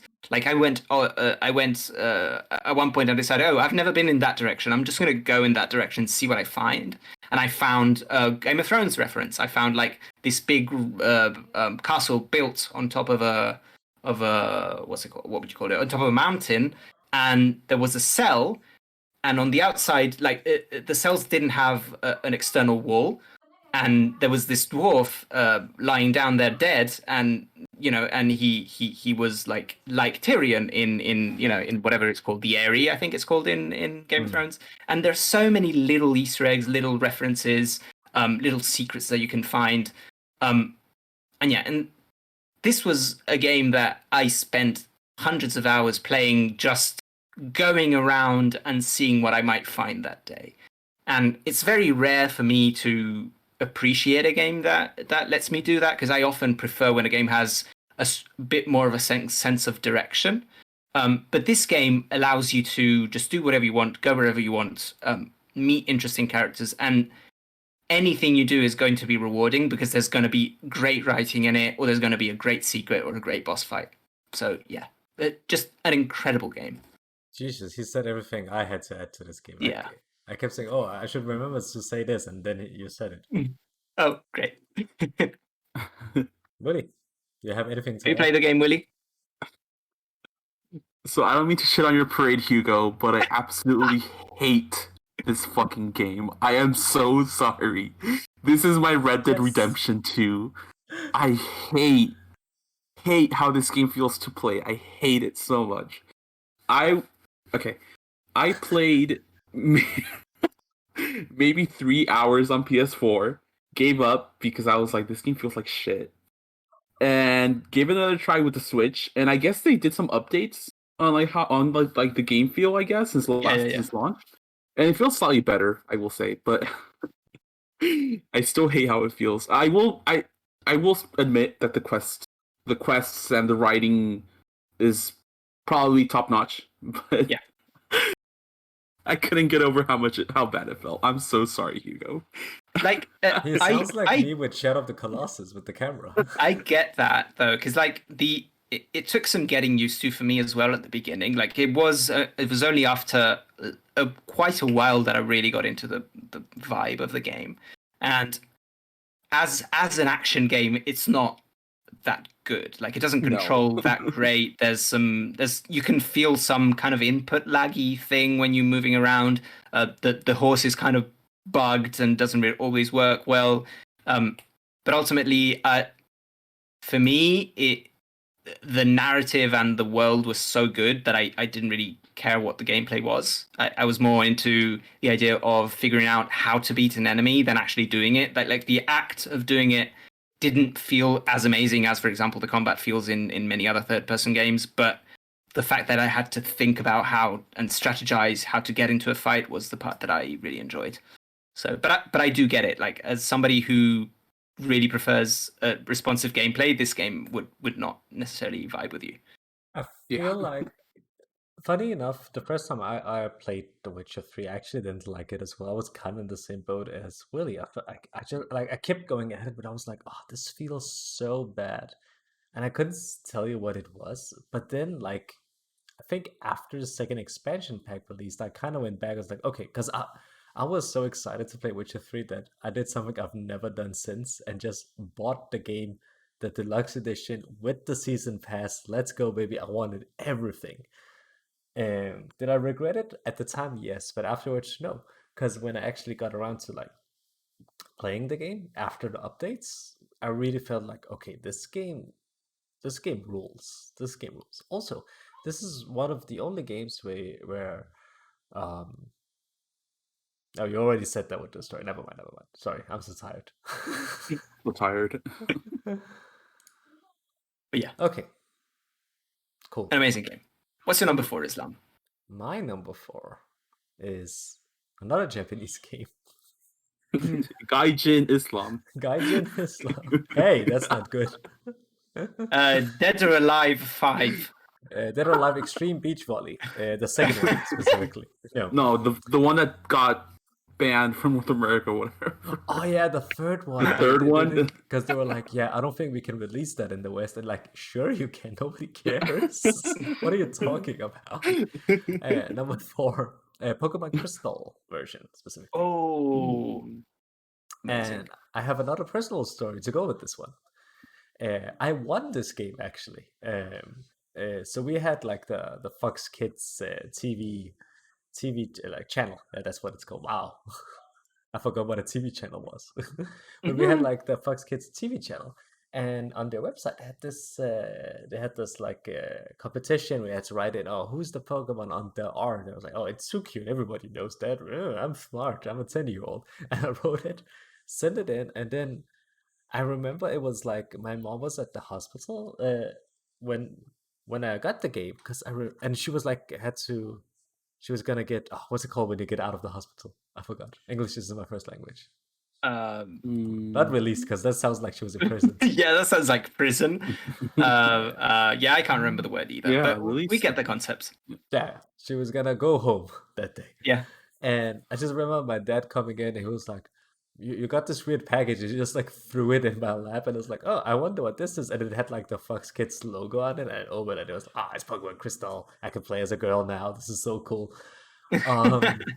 For me, like the Pokemon games are so discharged. Yeah, normally we don't look at chat, but thank you. Discharged from the hospital.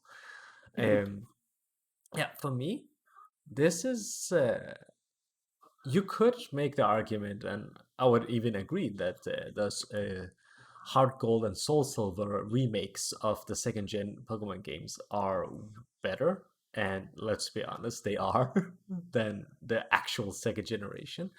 But for me, playing this game just blew my mind because it was just everything that was cool about Pokemon, but blown up. Because suddenly you had access to this whole new region with new Pokemon and new legendaries, and this was the first time like they were animated as well. So every time you would jump into a fight, they would do a little whoop whoop whoop whoop, or they would just like shake a bit, and I was like, oh my god, they're moving! It's just like watching the anime. It wasn't. And having all of these like Pokemon making your team and going through it and finding the Elite Four, and I was like, this game is amazing. And then one of the best additions ever in video game history happens where you beat the game, you're like, oh, that was so fun. And then you get a message, you're like, hey, maybe you should go over there and have a ticket to this ship. And then you had to do it on a Tuesday or Thursday, I believe, in real life as well. Like you couldn't do it whenever. So I was like, okay, let's go see what this is about. And then suddenly, fuck, the entire first game is in this game as well. And you go through all the other gym fights. And it was like one of those games that I feel like, again, very much like a zeitgeist thing, where it really encapsulates like that late 90s, early 2000s Pokemon hype that was. We kind of got that a bit in 2016, and for some reason, everybody's buying Pokemon cards now. I don't know what that's about, but it will never be the same as it was back then, I feel like. Yeah, for sure. Great game, like an amazing game, so packed with content. I believe Game Freak thought this was going to be the last Pokemon game.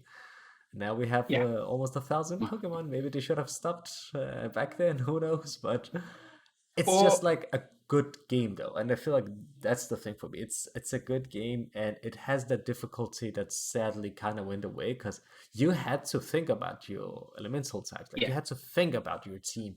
Well, while the more recent games, like I know that there are kids games, but still, like kids aren't stupid. Like I played these as a kid. That's the thing that always annoys me. Like, oh, but it's a kids game. But yeah, again, English is my second language, and I beat Pokemon Yellow and Pokemon Crystal back to back with my knowledge of English as like a 10, 11, 12-year-old. So kids aren't stupid. I debated whether I should put either gold or silver because I the one that I played as a kid was I think gold. I didn't play crystal until I played later. gold first actually, and then I won crystal. So crystal is the definitive version. It's the first time they did that, and it was amazing. Second time because Pokemon Yellow was because Pokemon Yellow technically, that's fair. But yeah, for me, the second gen is the apex of Pokemon. Just because at the time the new region and the new Pokemon was a novelty.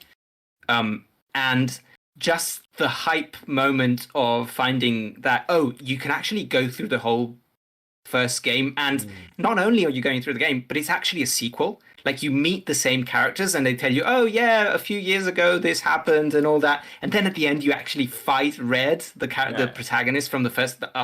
That game was, for me, it's the last time Pokemon really did a sequel. Like, thought about what can I build on top of this and do something like that is the same but really new, and that builds on it and that delivers on something that people might not expect. And that from then on out, it became a little bit more formulaic for me. I still played Pokemon up until like Pokemon Z or whatever.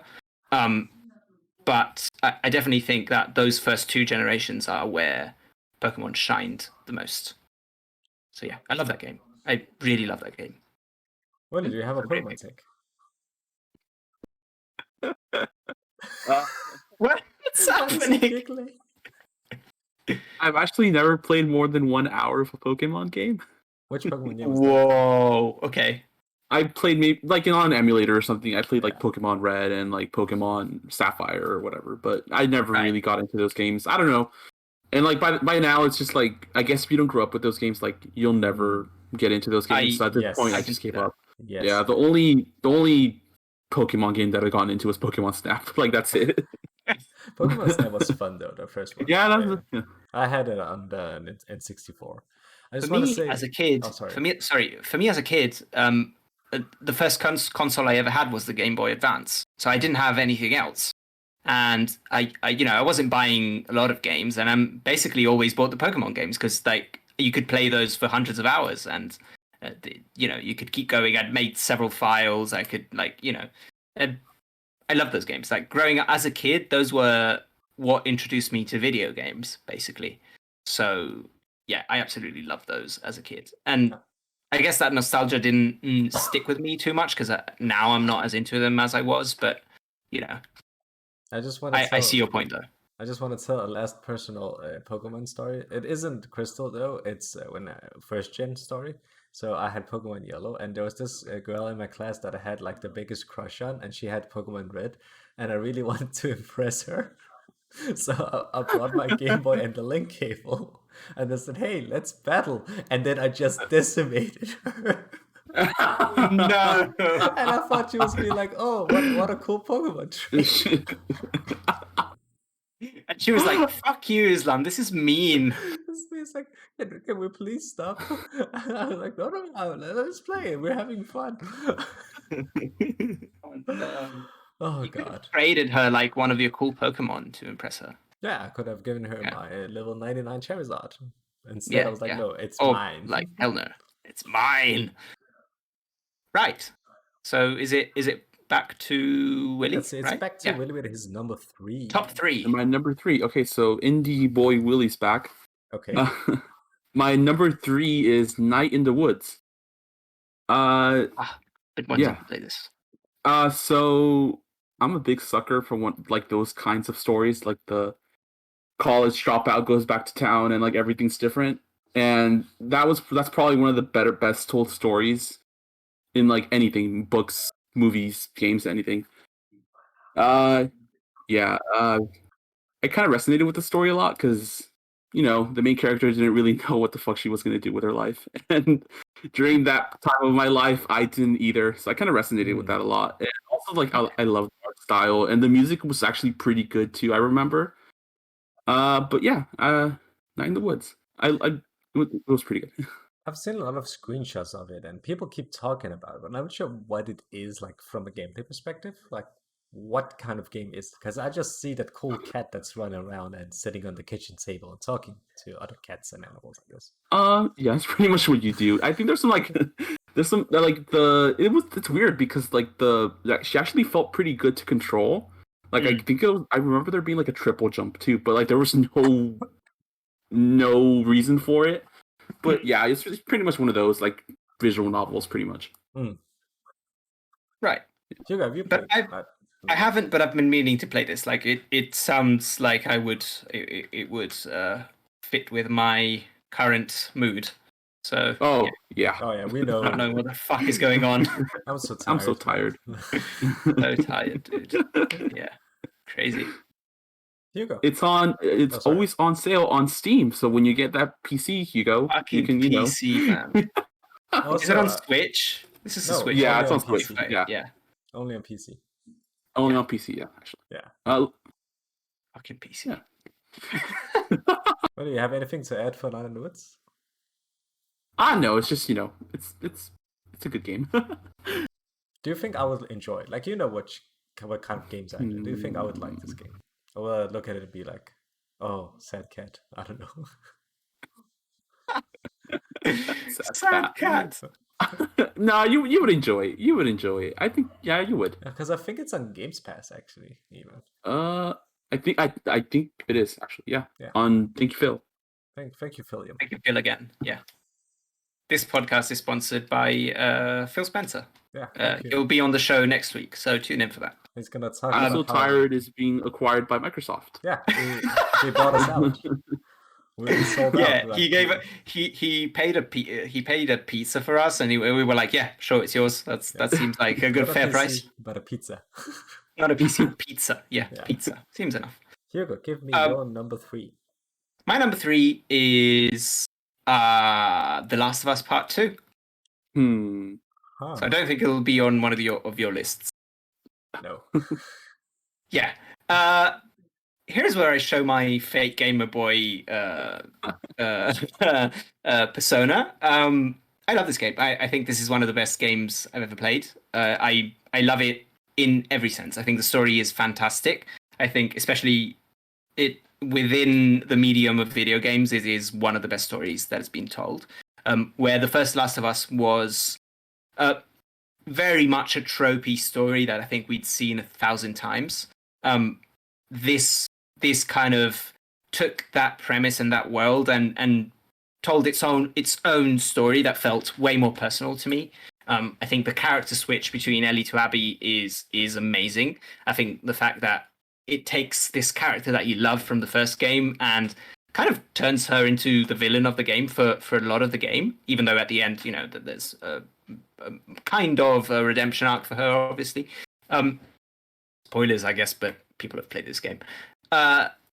And yeah, I think the level of immersion that I felt in this game, in the story and in the gameplay as well, is something that I haven't felt in another game, to be honest.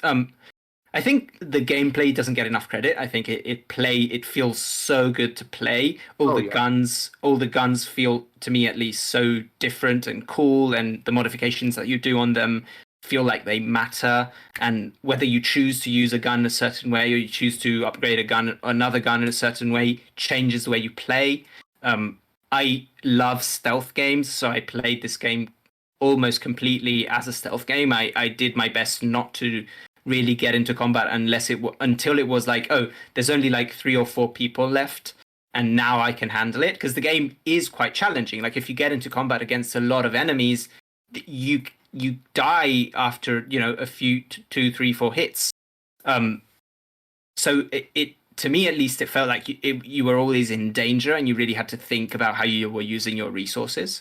Not as much as a game that is more directly survival horror like Resident Evil 2, for example, but there was still that element of kind of survival mechanics to me that I really enjoyed. And I'm just a sucker for a dark, gritty, futuristic world, regardless of what it is. And I love these characters. I think they're so well acted and so well portrayed. And I love the story and I love the gameplay. And yeah, it's maybe the best looking game I've ever seen. In terms of games that look realistic, it's obviously games that have an amazing art style might look better than this. But in terms of realistic games, it's probably one of the best that I've seen. And I fucking love this game. I don't know what to add to it. Okay, I'm gonna be an asshole for just a teeny bit. I feel if so I may. bad because I just keep dunking on Hugo's choices. Fine. I know a lot of people don't love this game, but I do. 80% of the game. Also, sorry. Fuck. The way it made alt-right nerds on the internet angry it makes me happy. Okay, So I can agree with there you that. go. I'll agree with that. Yeah, we can both agree with that. 80% of the gameplay in this game is just people jumping over you in scripted scenes, and you have to mash square to get out. That's my take on The Last of Us Part 2. I don't even remember that, so sure. I just remember there was a lot of moments where people jumping over you and I have to mash square, and I was like, I don't know, maybe it's like Maybe 3 or as 4 long as times. I it's don't know. really bad. it happened a itself, I don't lot. I know. just remember it happened to a point where I was like, I get it. Somebody's gonna jump over me and I have to push square. No, for me, Last of Us Part 2, I think my issues with it is I personally, for me, I don't think the gameplay is that. I could hear like Willie agreed with you. The gameplay is this that. Sometimes I felt like the game was playing itself. I've talked about this before that maybe I shouldn't have played on a normal difficulty, and maybe like I should have bumped up the difficulty a bit to make it more difficult. But it just felt like I was often playing the game in ways that I don't even think the game wanted me to play it, just because I was trying to have more fun playing it, be more engaged, or be more immersed for that matter. I think the story is good, but I feel like it is a story that could have been told better if it was not a video game for me. I think that's why it will never make my list. I think the I best. disagree on I that. think the best Last of Us story is actually the thing that Last of Us does good, and this is also the first game, and Left Behind. Also, Left Behind is the best piece of Last of Us content, if you ask me. Like the DLC from the original game, I feel like is the best story told in that universe. I feel like the thing The Last of Us does best, and what video games can do, it's so in narrative theories we often talk about engagement. So the narrative cannot exist without you engaging with the story, right? So if you're watching a movie, if you're engaged with it, that narrative exists. But if you're like looking at your phone, you're already disrupted the narrative of the movie. In video games, the game actually gives you more narrative crumbs the more you play. Like in the original game, you've had the whole thing with going with Joel, and your Joe going with Ellie, and the more time you actually wanted to spend with Ellie, the more actually their relationship built. Like there are a lot of things you can miss, and the sequel kind of does that as well with what's her face, Ina. Dina, yeah.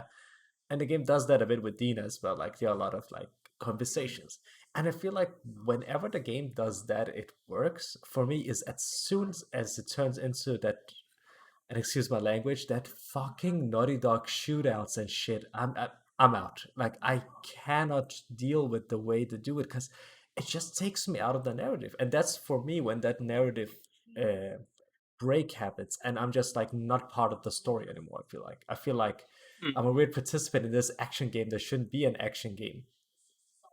And the game forces you into a lot of these encounters, whether you like it or not, because you can stealth all the way through, but at one point it will force you into a scripted gunfight that just for me just doesn't jive with what the story is. I feel like that's my issue, and always been my issue with not just The Last of Us, but Naughty Dog as a whole. So yeah, I tried to be articulate with my thought. I'm not just gonna say, oh, it's bad, because I feel like the story. I agree. The Abby switch, fantastic. I feel like Abby is a great character. I feel like his story is great. But yeah, For me, it's the fact that you're being Ellie, who's this character that you love from the first game, and doing all this stuff that you, at least if you're a normal human being, disagree with. We know a lot of non-normal human beings exist on the internet and got mad about this game. But if you're a normal human being, you're disagreeing with a lot of what Ellie is doing, but the game forces you to do it. And so I think in that sense, the way the game makes you feel conflicted on what is going on and what you're having to do is where it succeeds as a video game, and where it couldn't if it was, a movie or a TV show. If it was a TV show, the structure of the first half is just Ellie, the second half is just Abby, and then you go back to the conclusion, would not work. Like that switch is that much more powerful because you have to embody this character that up to that point you kind of hate. And the game makes you love her. And I think that switch is so great, and I think it is portrayed through the gameplay, because like even the fact that they have different gameplay styles between the two characters, because one character is much stronger, one character is much weaker physically, and maybe I do agree that you should have bumped it up to a higher difficulty, because like for me, again, as I said before, I'm not very good at shooting in video games. So for me, if I went in guns blazing, I would die every time. This is playing on normal. I would just die instantly every time. And so the game forced me to really think about what I was doing and think about how I was using my resources and go for stealth most of the time, because I would not be able to get through the fights just going straight up. And I don't know. I fucking adore this game. And it's fine that you don't like it. It's like you're having I think you have thoughtful criticism that makes sense of this game. I'm not gonna say, so I'd be bad or whatever. I'd be bad. the Women can't look like that actually. So this game is forcing me to play as a big nasty angry woman. That's not okay. Yeah, fucking Willy, nerds, man. Willy, we've had a lot of thoughts. Like, this is the discourse game. Like, this is yeah. The table of discourse is open. Yeah. I'm the opposite of Islam. I love the gameplay in this game, but I absolutely hate the story. This is interesting. Well, not the story, but it's almost Kojima-like, how much it beats you over the head that revenge is bad, revenge is bad, revenge is bad. I don't know. I just, like, I got it, man. I got it, Neil. Like, I got it at the first time that, hey, revenge is bad. I don't know. Honestly, kind of forgot what most of the plot was. I just remember, Ellie got back at what's her name again? Abby. Oh no, then Abby got back. Oh shit, but Ellie got her back, and then it's just like going and going and going and going. By the end, the game is like probably like 15 hours too long. I will say it's a long game. It's way too long. Like, there's a lot of things that could have been cut out of that game, I feel like. Yeah. Especially sorry. Yeah, but I agree with Hugo. The gameplay is probably my favorite out of all of those Naughty Dog games. And actually, I actually like how Naughty Dog games feel like. And like I said, that's my favorite one of all of them. The stealth was actually surprisingly good. That one, I don't know, if the boss fight with the beast in the hospital. Yeah, in the hospital, yeah. That was like one of the most tense, I guess, gaming moments or whatever I've ever had. It was I liked it a lot. But also, the Ellie boss fight is the worst boss fight ever. Like, that boss fight, legitimately, I almost stopped playing the game there because I got just so frustrated at the game. Because, for one, I couldn't understand how this scrawny little girl was gonna overpower this big ass tank. But at the same, I just felt like mechanically it wasn't a good fight. Like, she would pop up, shoot you. And the reason why in this universe and the way they presented it, like, I've been killing big burly men and women throughout this game. We've been killing rabid dogs. I've been killing zombies. But you're gonna make me believe that this scrawny girl is gonna like give you all this trouble. I just felt like I was annoyed because I felt like conceptually I liked the idea of it. I was like, oh, this is actually a very cool idea. But then I was like, oh, this is just like so frustrating to play because you had to stealth behind her and hit her, and it's like, I didn't like that at all. That was the one moment of the game that I also didn't like. Like, I felt like Peter, right?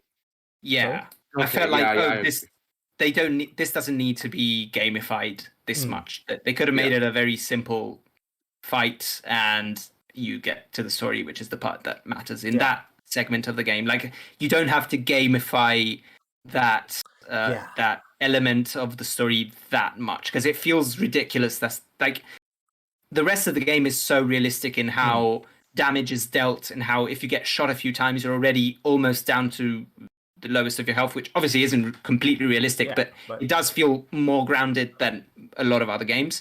And in that segment, it's like it turns into this weird Metal Gear boss fight that does not fit the, quote unquote realistic setting that they're doing. But again, that's 10 minutes out of, a 25-hour game. So it didn't really annoy me too much, but I agree that it wasn't. It was the worst bit of the game, and it was not good at all. Yeah. So, yeah. At the end of the day, I don't think it's like a bad game. I just need to put it out here because right now I'm not gonna play the Cookie Gamer character I do when I'm streaming. I feel like the game is good.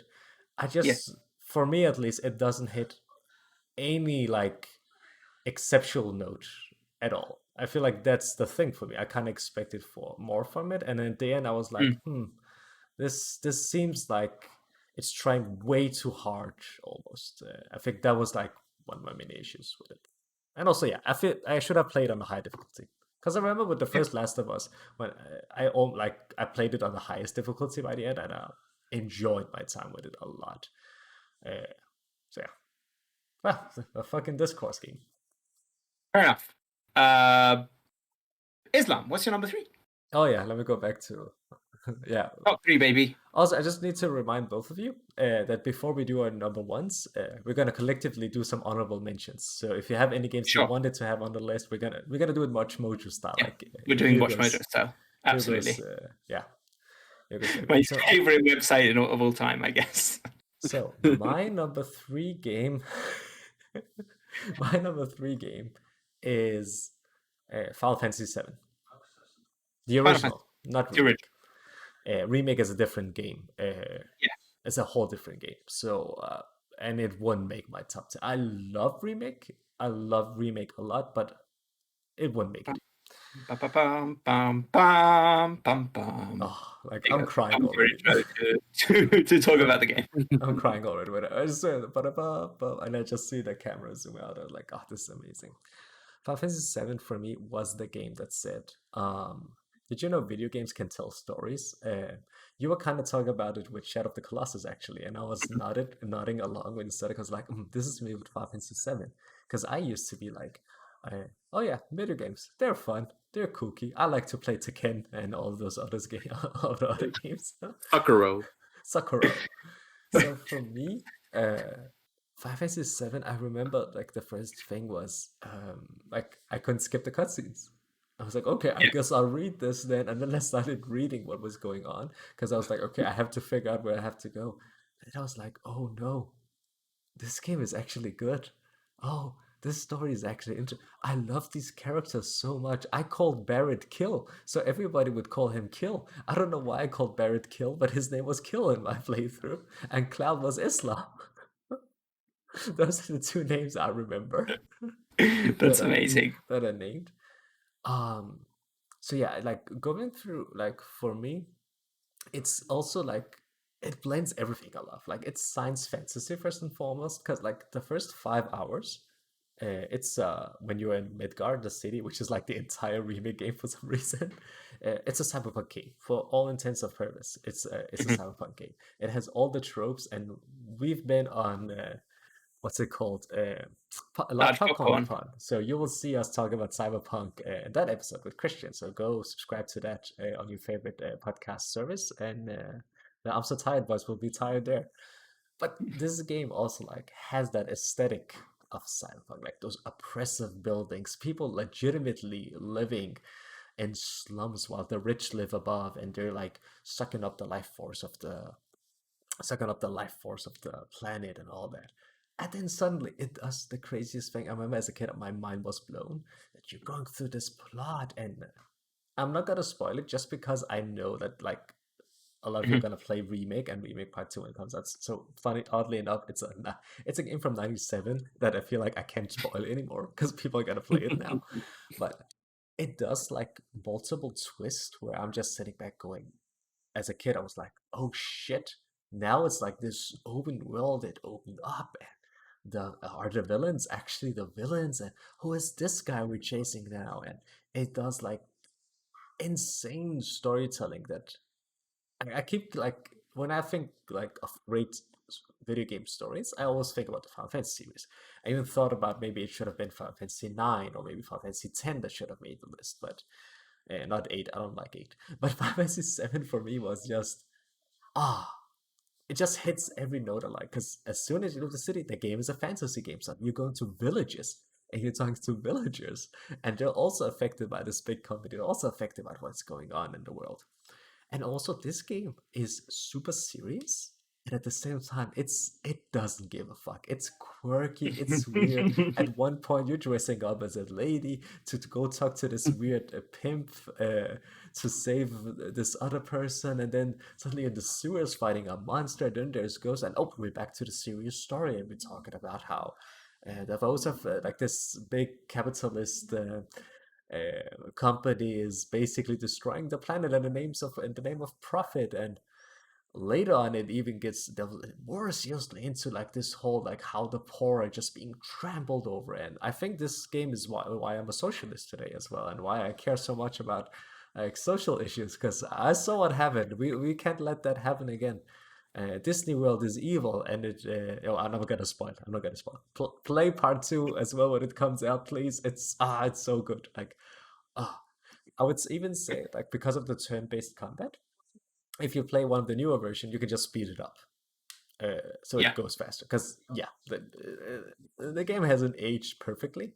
And Hugo, if you're on the PC, I've heard that you can mod the game with like better graphics and such, so you can make like your own remake if you want to. So yeah, 587. Sure. No surprise to anyone. Yeah. Final Fantasy VII turned Islam into a radical left Democrat. Yes, that's funny. Yes, indeed. Yes. Willy, have you played it? The original version, no. But I did play the remake. But not all the way to the part with the ghosts. Then I kind of got frustrated and just stopped. That's the worst part in the original that's the and the worst. remake. Like it's bad in the original as well, that part. And But made yeah. it even longer in the remake for some reason. The ghosts, the ghost part is bad. Like the ghost train yard is. I know Hugo's gonna play it soon as well. Once you get to the ghost graveyard, which is like this weird train graveyard point, just hurry it up along. Like just Yeah. tell yourself, yeah, this is gonna be bad. Right. But I actually, yeah, a platinum remake. That's how much I also enjoyed remake. 'Cause I felt like the combat is, yeah, it's like one of the best JRPG combats this side of Persona 5 Royal. Me and Islam have already spoken about this, but I have played through like the first third of Final Fantasy VII on PS4. Original.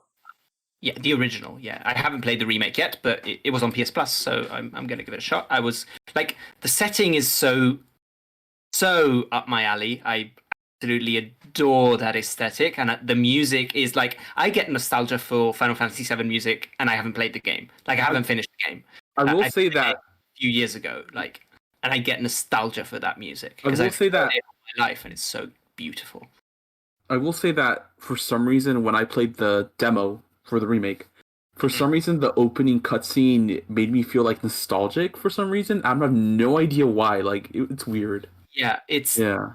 there's funny. just something about it. I was talking to a friend, and he said, I almost cried during the intro and the music starts swelling. I was like, why? You haven't even played the original? I was like, I don't know. So imagine Yeah, how I don't know. I It's felt. weird. Dude, when that demo for remake came out, I remember, it was so stupid.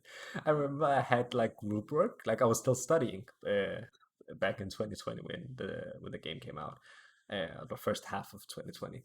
I remember I had group work that day, and I just remember like writing in a group chat. I was like, guys, I don't know. Oh yeah, I remember what I said. I said something along the lines of, "Oh, we got the plumber coming over to check the plumbing, so I can't come to group work. I have to arrive later. Is that cool?" Yeah, it's cool. Cool. And then I just played the demo like 3 times in a row, being like, "Oh my god, this is just like how I remember it." Ah, so what a game. Amazing. Yeah, I played through the whole Midgar part of the game, and I thought that part was amazing, even though I was never into JRPGs, and I loved that part anyway.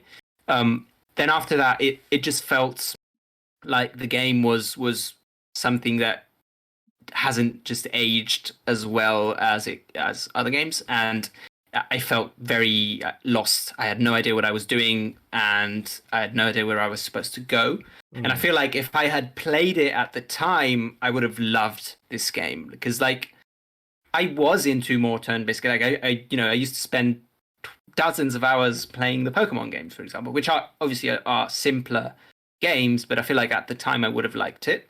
And unfortunately, I just missed it, so I kind of missed the train on it. But I love the aesthetic so much. I love the style and the music so much that I'm gonna give remake a good shot, and hopefully I like that one. There you go. Yeah, I really Back hope it to comes to Willy. PC. Yeah, Willy. Right.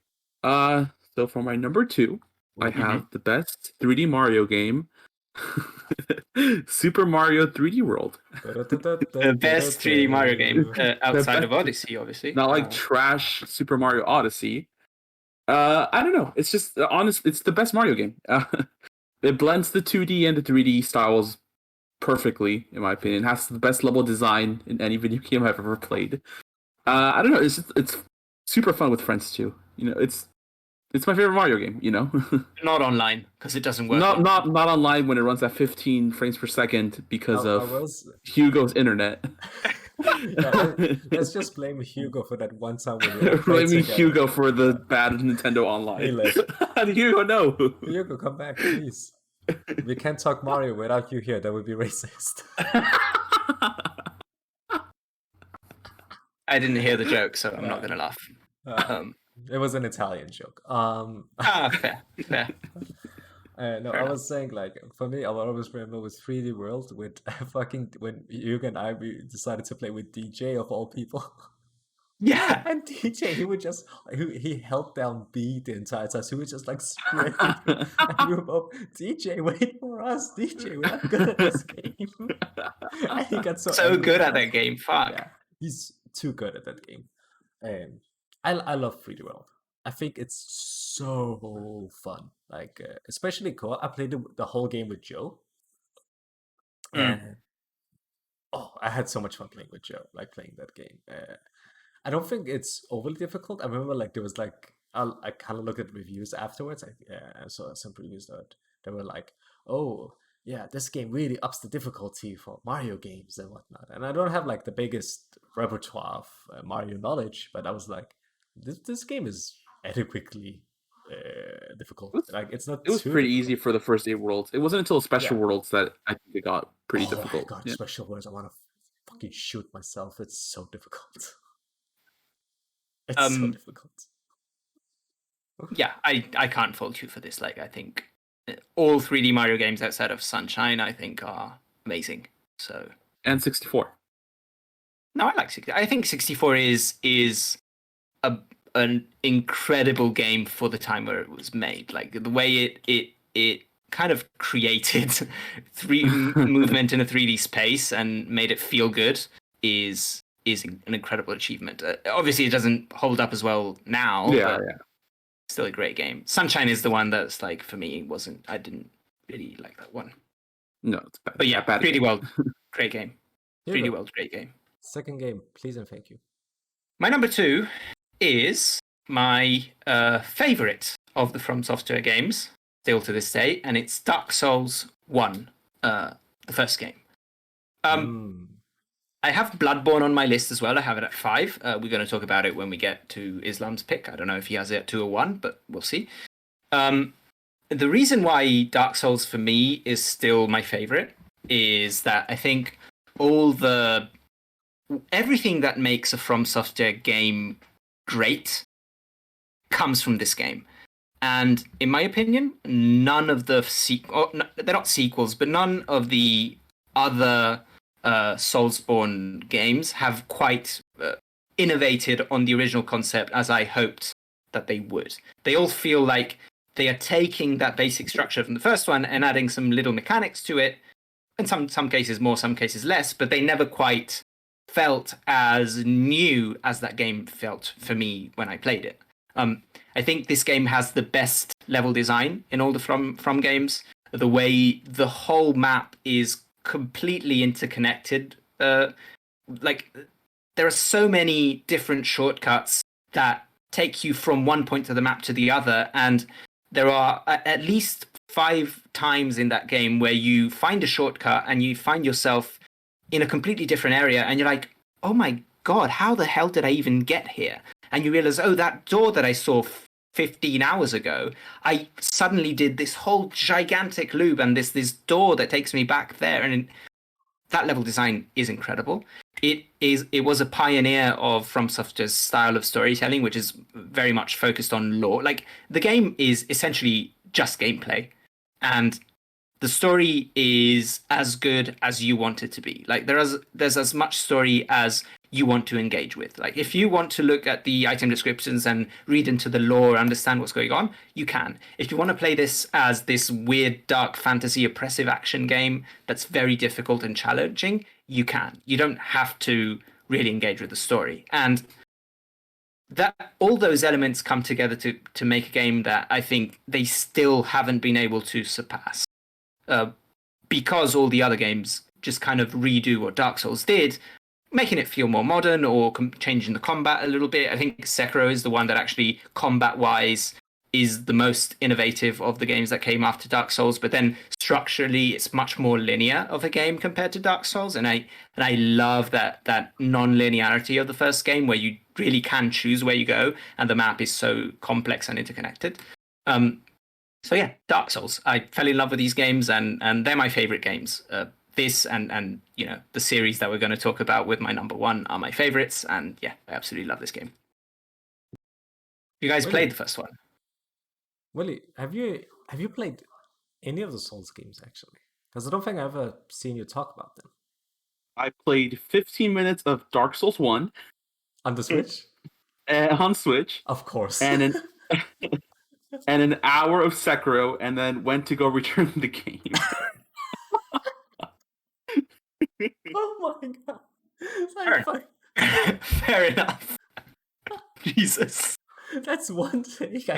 It's like all of my top 5 picks. Willy is like, oh, good pick, Hugo, but I fucking hate that game actually. It's like I will never play this game.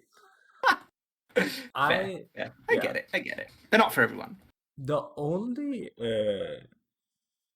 Souls. Okay, I've played a bit of Demon's Souls, and then there was this one guy, again, PlayStation Plus PS3, and there was this one dude on a bridge, and I couldn't get past him. I was like, I'll do this one day. I never got back to it.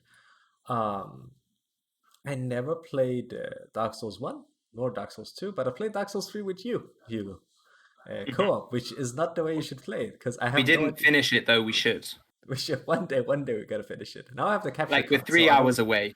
It's not gonna take that long. Yeah, we're gonna do the last Dark Souls 3 list. Oh yeah. Bloodborne is on my list, so I will speak more on how I feel about that later.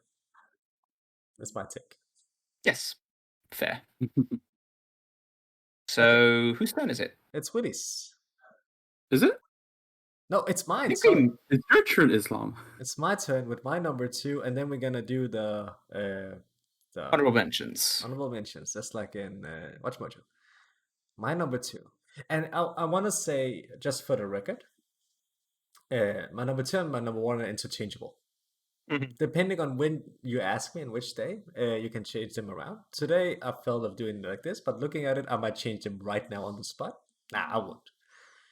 My number 2 is one of the best games of all time. A game everyone should play if they enjoy video games, and a game I know everybody here has played as well. Metal Gear Solid 2, specifically. Not the best one. 2. Hell yeah. The best one. Thank you, Willy. The best one. One of the reasons why it's 2 and not 3 for me, I know a lot of people like 3 the most. Mm-hmm. 2 for me works well with the gameplay, specifically. Well, I feel like 3, like they had to re-release the game with a new camera, because the original camera in 3. Yeah. Because I played Snake Eater back when that released. That was like the first time I played, and then when I played the HD remaster, I was like, oh yeah, this works way better with the behind the back camera. That's actually my only issue with Metal Gear Solid 3.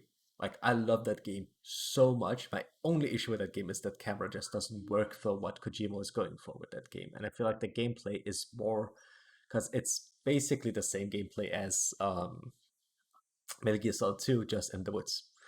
Metal Gear Solid 2 has that thing that I enjoy so much in video games, and that's good level design. Holy shit, the level design in this game. So I know the entirety of the big shell and the tanker in my head. Like, I can blindly go through it. Like, close my eyes, I just run through the entire game, no issues. That's how good the level design is.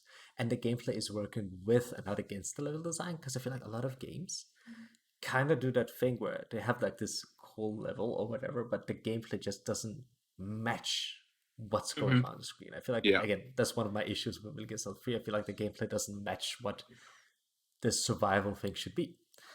Here, it works and blends perfectly. and that's just the gameplay. Of course, hasn't aged super well. Like the way the way you aim and shoot, for example. Okay, so you hold R1 to go into Yeah. first person mode, and then you have to lightly push on the square button to aim, and then you push harder, and then you let go to shoot. It's atrocious. Yeah, and it also only works well on PS2 because it has the analog sticks. Like if you play it on a modern controller, it does not feel as good as it did on the PS2. on PlayStation PS3 2. has the same sticks though. Yeah, With PS3, yes. Yeah, the PS3. Like for example, I played the Vita version Yeah. as well, and that was hard to play with the Okay, aiming so specifically. stay away from the Vita version, everyone. Yeah. For me as well, what makes this one so amazing is the fact that it's one of those, oh, games can be way more than I thought. Kind of like how Final Fantasy VII did that thing with, oh, games can tell stories. This game, Mhm. I was like, it has like one of the best narratives in video games, also because the fact that, and I need all the, I know all the big game directors are listening right now, so I'm happy they do it because it does this thing that more games should do, and it's just admit that you're a game. Because Yes. one thing Yeah. Hideo Kojima does so well is the fact that he knows he's making video games. He's not making movies. A lot of people like make fun of him. It's like, oh, Kojima, he has like 10-hour cutscenes. And you know what? That's true. He does have 10-hour cutscenes and they're great. But he also has like great gameplay and he acknowledges the fact that it's a game. So a lot of the things that are like a lot of the narrative crumbs, kind of like, again, one of the things I think Last of Us does so well is the more you engage with the game and try to engage with it, the more it rewards you narratively as well. This does the same thing. Like there's like all of those fucking codec conversations in the game, for example. How many you can find.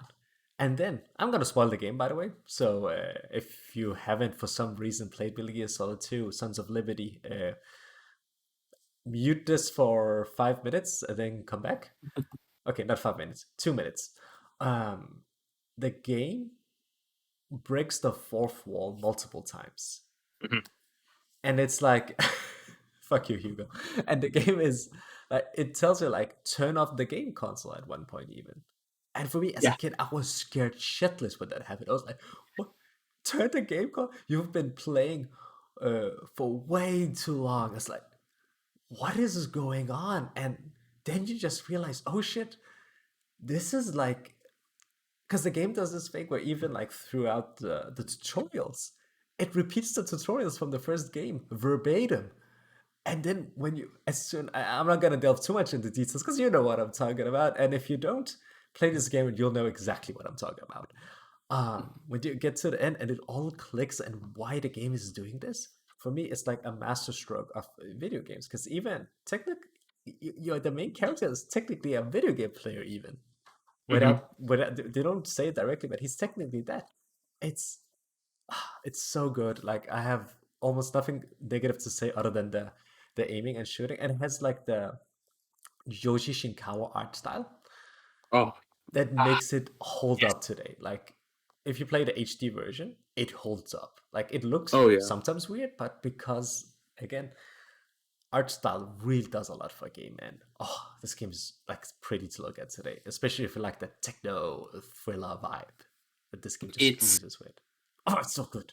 Sorry. This game is so amazing, and I think, as you said, what's so great about Kojima, which I think a lot of people don't really give him credit for, is how he engages with the medium he's telling a story in, and he uses gameplay and narrative in a way that, as I said, engages with the idea that it is a video game, and it breaks the fourth wall. It uses interactivity in fun ways in all of his games. But I think the original 3 Metal Gears, like 1, 2, and 3, are the ones that really do it the best. Also, we're out of spoilers now, so I'm just gonna tell chat because people in chat are saying please. Yeah. And yeah, Metal Gear Solid 2 is an amazing pick. I think it's hard for me to pick a favorite among the 3, but it's just an amazing video game. And I love how it also, it kind of, at a time before the internet was as gigantic as it is today, the way it kind of asks those questions of is putting all our information online, does that lead to like giant corporations being able to control our behavior to some extent, or voting behavior, for example? Like, and then you look at scandals like, with Facebook giving out people's data and their the search history and all that stuff, and how it was kind of used to manipulate how people would vote and on elections, how they would get targeted messages based on that. There's all sorts of ideas in that game that kind of predict some of the directions that the internet would take in the following years. And yeah, I think it's a genius game. Willy? Love it. No, yeah, I agree. Pretty much everything that you guys said. Yeah, it's the best one. Yeah. Everyone who says Metal Gear Solid 3 is the best one is wrong. I would say be ready then. I would say I get Metal Gear Solid. I think honestly Metal Gear Solid 1, 2, and 3 are the acceptable number ones on your lists. Yeah, I agree. If Metal Gear Solid 4 is like number 1, for example, I don't get that. Like, that's one of those that I don't get. I don't think it's necessarily a bad game. I just feel like it's not as good as the rest of the series. Yeah. I think that's fair. Okay. Now, so we're all at number 1. Yeah, let's do honorable mentions. Hell yeah. Okay. Who would like to start? Willy, do you have any? I have to think of. You want to go first? Because I have to think of some. Okay, yeah. I have like a couple of ones here that didn't make the list. I'll go through them real quickly, so I won't talk about them too much. Sekiro, actually, is an honorable mention because that game has ruined melee combat for me in other games because the melee combat is amazing. Donkey Kong Country 2. Amazing game. You play as a monkey. There's another monkey. You have to save the third monkey. What's not to love? Witcher 3 actually almost made the list for all the reasons you came with. So, yeah, nothing to add there. Warcraft 3. Strategy games. Strategy games are amazing. Wish there will be that Blizzard would go back and do more like they did StarCraft 2, but that was a whole thing. And yeah. Hades. Great roguelike. I love Hades so much. It has great gameplay, and it does the thing again where it knows it's a video game, so it uses the medium to its strength. So, like, watching a movie, like, it doesn't end, like, the movie doesn't end because you did something wrong or whatever, because you paused it. While this game, like, if you die, the narrative continues because that's canon. He died. Yeah. Which is something cool, I feel. Mass Effect 2, great sci-fi game, great adventure game. Fun time. Shepard says funny stuff and he dances like this. He does the thing where he waves his arms. Funny stuff. Does he dance as well as Zemo though? No. Zemo dancing is number 1 dancing, especially the Zemo cut. That's amazing. Okay, I have 4 more games, so let's do it quick. On my honorable mention, I went through a whole thing making this list. Disco Elysium, the final cut. Some of the best writing I've seen in video games so far, and this for me sets the standard for RPG storytelling. Like, if you want to do RPGs, this is the game that you should copy going forward, because the game has no combat, it's just dialogue, and it works. Also, if you're interested in like how the dialogue system works and the ideas behind it, GameSpot has this show, like whatever series called Audio Logs, I believe, where they invite game directors to talk about the games, and they did one with this. So yeah, it's cool. Legend of Zelda: Ocarina of Time.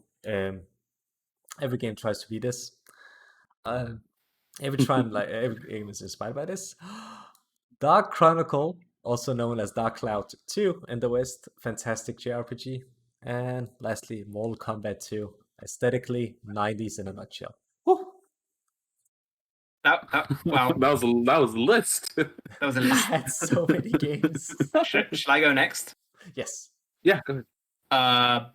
Well, again, Sekiro, you mentioned it. I mentioned it. Yeah, it was probably the closest to make my list. Like, I kind of didn't put it on the list just to not have 3 Souls games, but yeah, combat-wise, I think it's my favorite melee combat game ever. Another game, Red Dead Redemption 2. another game that I didn't put on the list because I thought, oh, I already have open world games, and I think I have open world games that I like more than this, but one of my favorite narrative-driven open world games for sure.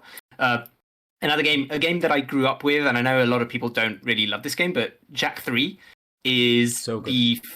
it's the first console game that I ever beat by myself. Like I got a PS2 and I had FIFA and I had Jak 3, and that was the game that I finished because like my stupid child brain was like, oh, Jak 3, then it's probably the best one because it's the last one, and I think it is, but I don't know if it is because I have nostalgia for it and I absolutely loved it as a kid. It's better than Jak 2. Yeah, what a game. I love it. God of War, the most recent one, I think it's this close to being the masterpiece and one of the best games of all time, as people say. I think it just needs this tiny bit more in terms of enemy variety and other stuff, but a great game. Half-Life 2, another game by Valve. I've mentioned Portal 2 in my list, another fantastic game. Amazing game. It does, yeah, I don't have it on my list because it is unfinished. Like, ultimately, the story doesn't really have a conclusion, and maybe we'll see it, maybe we won't, but it does feel a bit jarring to play through it and not really have a conclusion to the story. When you get your PC, you can play Half-Life Alyx. So you can continue the story. Which is a prequel, so it doesn't matter. Oops. Yeah, there you go. What else? More recent games that I really love. Control, fantastic video game. Obviously, Dark Souls 3, as I mentioned, the Souls series. Assassin's Creed 2, one of the games that got me back into video games in the PS3 era. I fucking love that stuff. And my second favorite Mario game, I think I should mention, is Galaxy.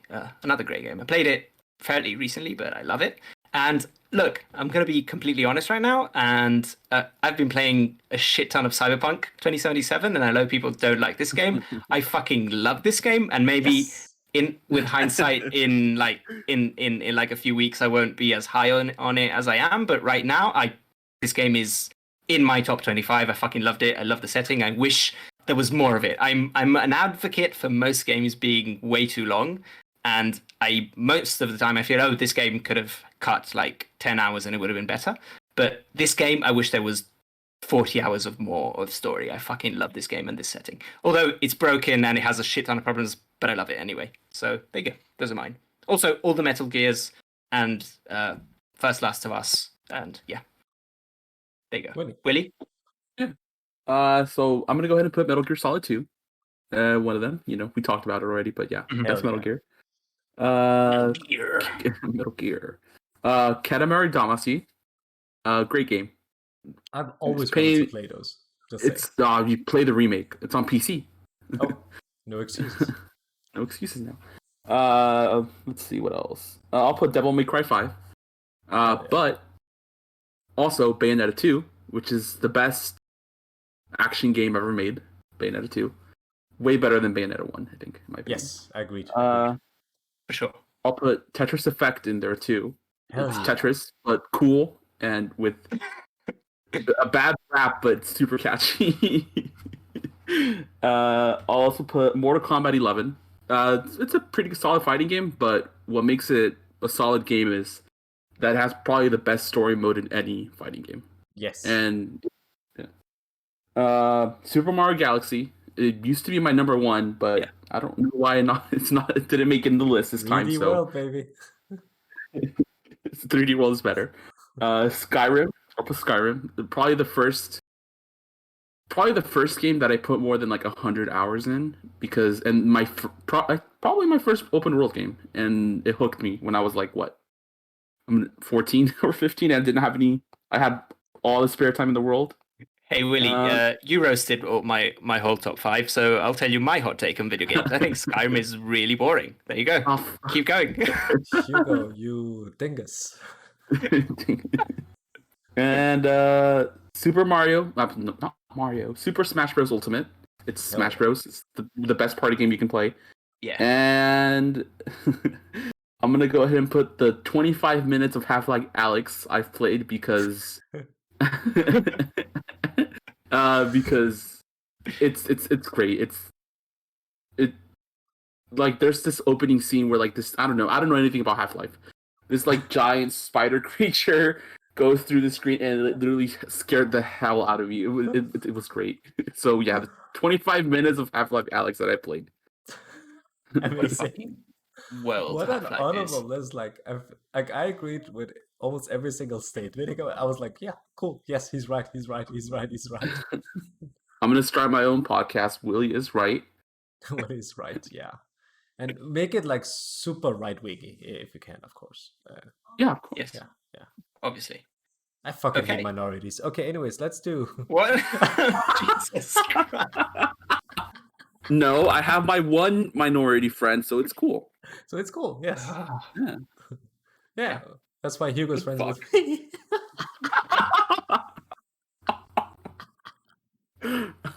Mamma mia. That's why. That's Yeah. why. That's the my- reason. That's why our first two guests have both been Mexican. Oh shit! That's actually true. That's actually true. Oh my god. Okay.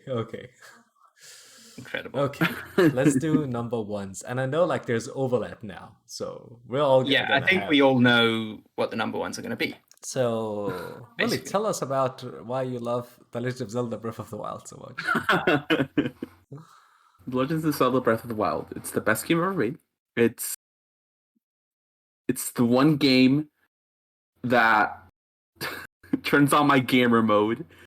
I get mad when people talk shit about that game. I don't know. It's unreasonable. I hate myself for it. I don't know. Yeah, I don't know. It came out at a perfect time. I fell off playing video games for most of 2016 and some of 2015, and that was the game that turned me into a gamer. Willy has got full Joker now. It's happening. Hugo, remind me again, where was it on your list? I have it at number 6 on my list. And I had it on number 5 on mine. Yeah. And yeah, like Jackson just said, it's the first memory of me messaging him is doing my 4th playthrough of the game with no armor, the base weapons, no hard upgrades, no stamina upgrades. Oh, wow. And also I didn't let myself fast travel or look at the map. And I have all the HUD off. Because I played so much of that game that I knew exactly where to go, like everywhere. It's like if you tell me, oh, go to this village or go to this area of the game, I would know exactly where to go. Like that's the one game that I think about it. I think about 2 things every day: Evangelion and The Legend of Zelda: Breath of the Wild. But one of those things is actually good. Breath of the Wild is a good one. Both are great. Both are great. Also, I know you said we're not looking at chat, but also someone please mute Jeff. Yeah, Jackson, can you mute Jeff in chat? Hugo. Okay, Hugo's having a laughing fit. Sorry. Okay, Hugo. Yes. So tell me. Hold on, sorry. I'm sorry. Hold on, Jeff. You have to play more than like 3 hours of the game, and it's not a problem anymore, Jeff. Just more than. God damn it, Jeff. Just shut up, Jeff. Gamer Willy has entered the podcast now. It's Gamer Willy has entered the chat. What's happening? Okay, I'm gonna take over now, and we'll get your take afterwards, Hugo, because I want to actually talk about this with the weapons break, because like that's one of the criticism you always see with this game, like, oh, the weapons break, the weapons break, the weapons break. The weapons break, but you always have a ton of weapons. The game, like this game, encourages you to explore because of the fact that you're weakened. That's like a big part of why you should adventure. One of the big problems with a lot of RPGs is if you find that ultimate weapon, why the fuck should I explore? I have the best weapon in my hand right there. In this game, there is the best weapon, the Master Sword, and even that can break, but not really. It has to recharge. Like you have to plug it into the wall socket and charge it until you can use it again. This for fuck you, Hugo. Don't do that face. I'm sorry, we're all going gamer mode over this game. For me, that's like one of the reasons that it's so great. And also, like Willy was talking about how he turned up like no HUD. no hard mode is the way to go with this game, because Yeah. the game does this thing where, you know how like in Skyrim with fucking what's his name, Todd Howard, that's his name, where he's like, oh, you see that mountain, you can go there. It's like And it's not cool. true. Yeah, sometimes it's not true, but my issue with that statement is all the mountains. Like, I love Skyrim, by the way. I love Skyrim.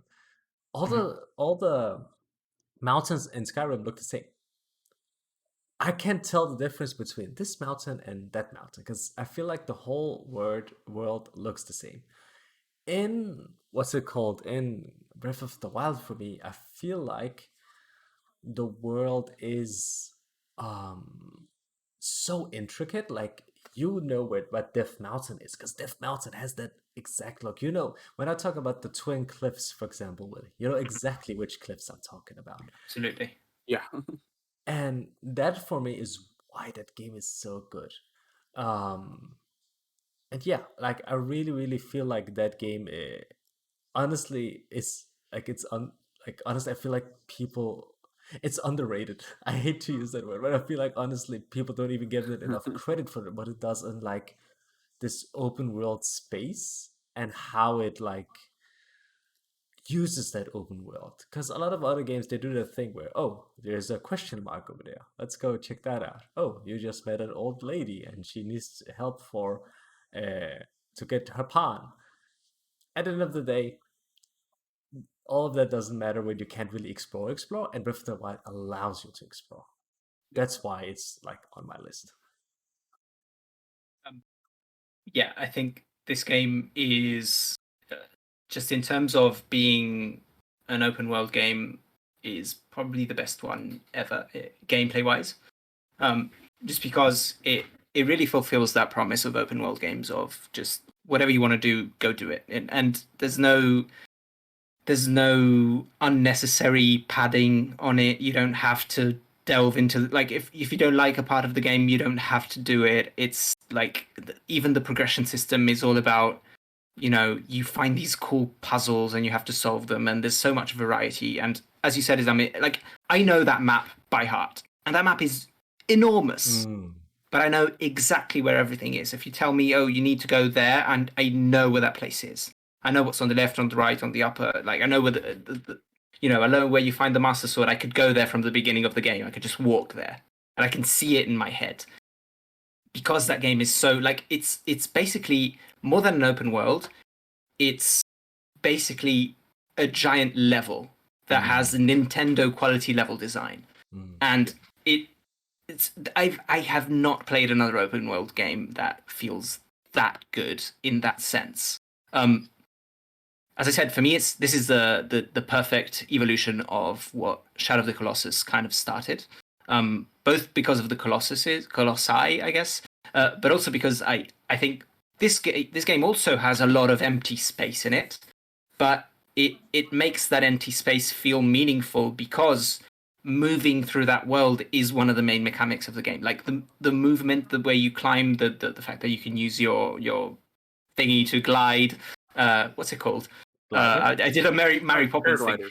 Is it Paraglider. paraglider? Yeah, obviously. Paraglider, yeah. Sorry. It makes the exploration so much fun, and your exploration is rewarded. Like you're always going to find something interesting if you just go in that direction and see what's there. I love the missions where they give you a photo of a location and you have to figure out what it is to find a memory of your past, and like that tells you how much the game is well designed, because like you see a photo and you don't have anything else, but you can figure it out because the game has landmarks, and the game visually every single location is so distinct that you know where at least you have to go to look for those.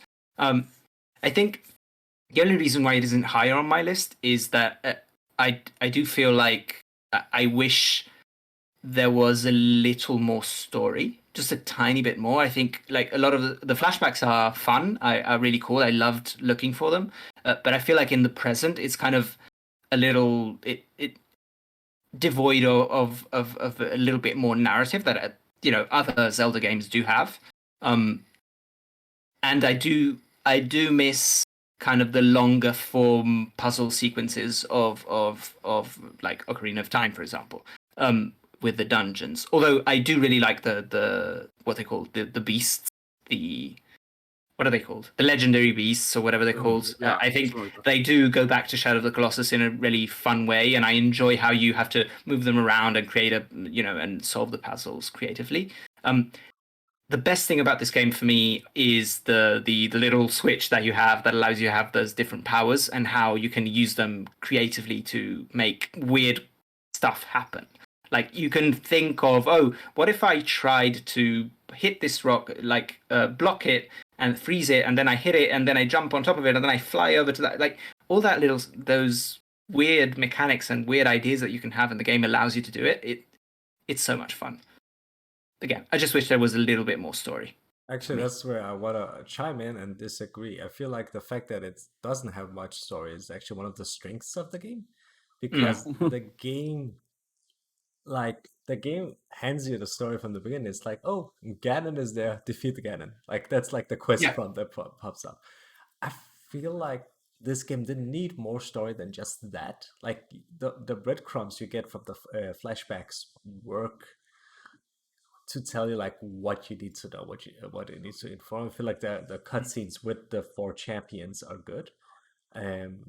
Yeah, I feel like adding more story kind of makes it more immediate, and it doesn't need to be immediate, because why the fuck is because like the story is this dude Link is running around Hyrule to get stronger so he can defeat Ganon. Like that's why he's doing everything.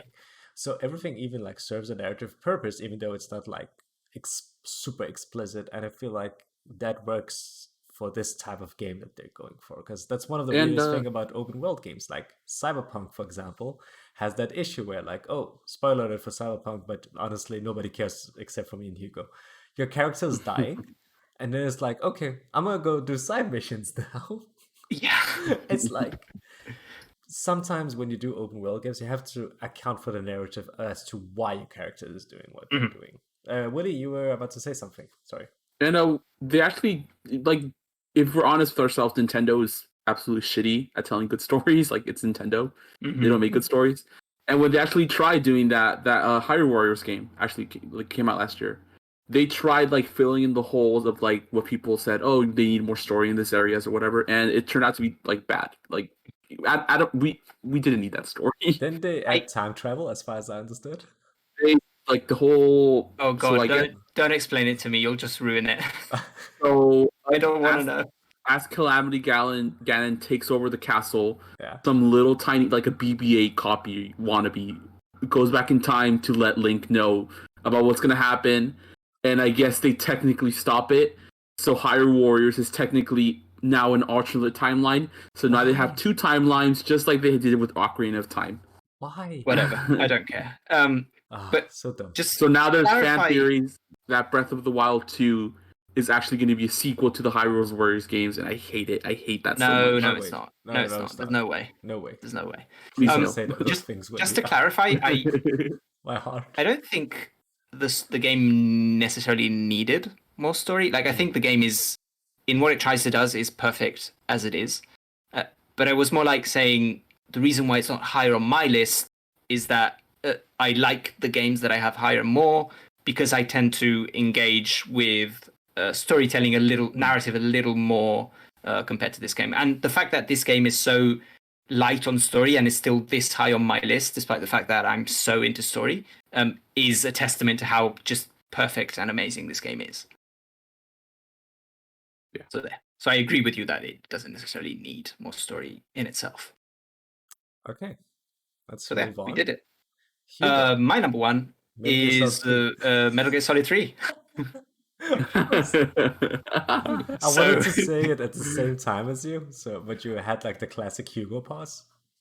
Sorry. Metal Gear. Metal Gear. This for me is the best Metal Gear Solid game, although it's not by a long shot. I think 1, 2, and 3, as I said before, are all almost on par. The reason why I like this more is just I think it's the one that really takes all the ideas of Metal Gear and puts it into a game, and also expands on the structure of the gameplay and the level design specifically. I think, and both Metal Gear Solid 1 and Metal Gear Solid 2 to me felt a little more repetitive than this game. I'm very much nitpicking. I love those games so much, but I like the variety in settings that this game has. I like that it's more of like it takes you forward to different locations, and it feels just a little bit more modern, I think, compared to the other games. And keep in mind, I played these games not as they were coming out, but a little later. So I did like the subsistence version, which is the version with a good camera, was the version that I played first. So it obviously I had the experience of that game as I think at its best, even though when it released it wasn't necessarily in that form. And yeah, I adore this game. I love Cold War stuff. I love spy movies. I love ridiculous fourth wall breaking, and I love like commentary on international politics. So Metal Gear is my favorite series, and this is my favorite game in that series. Also, I think this has my favorite boss fight in a game ever. The end? The end, yes. Yeah. It was just fucking genius for me. I love it. Willy, do you have anything to add to this? No, yeah. Again, Hugo pretty much said everything. Yeah. It's not my favorite, but it's good.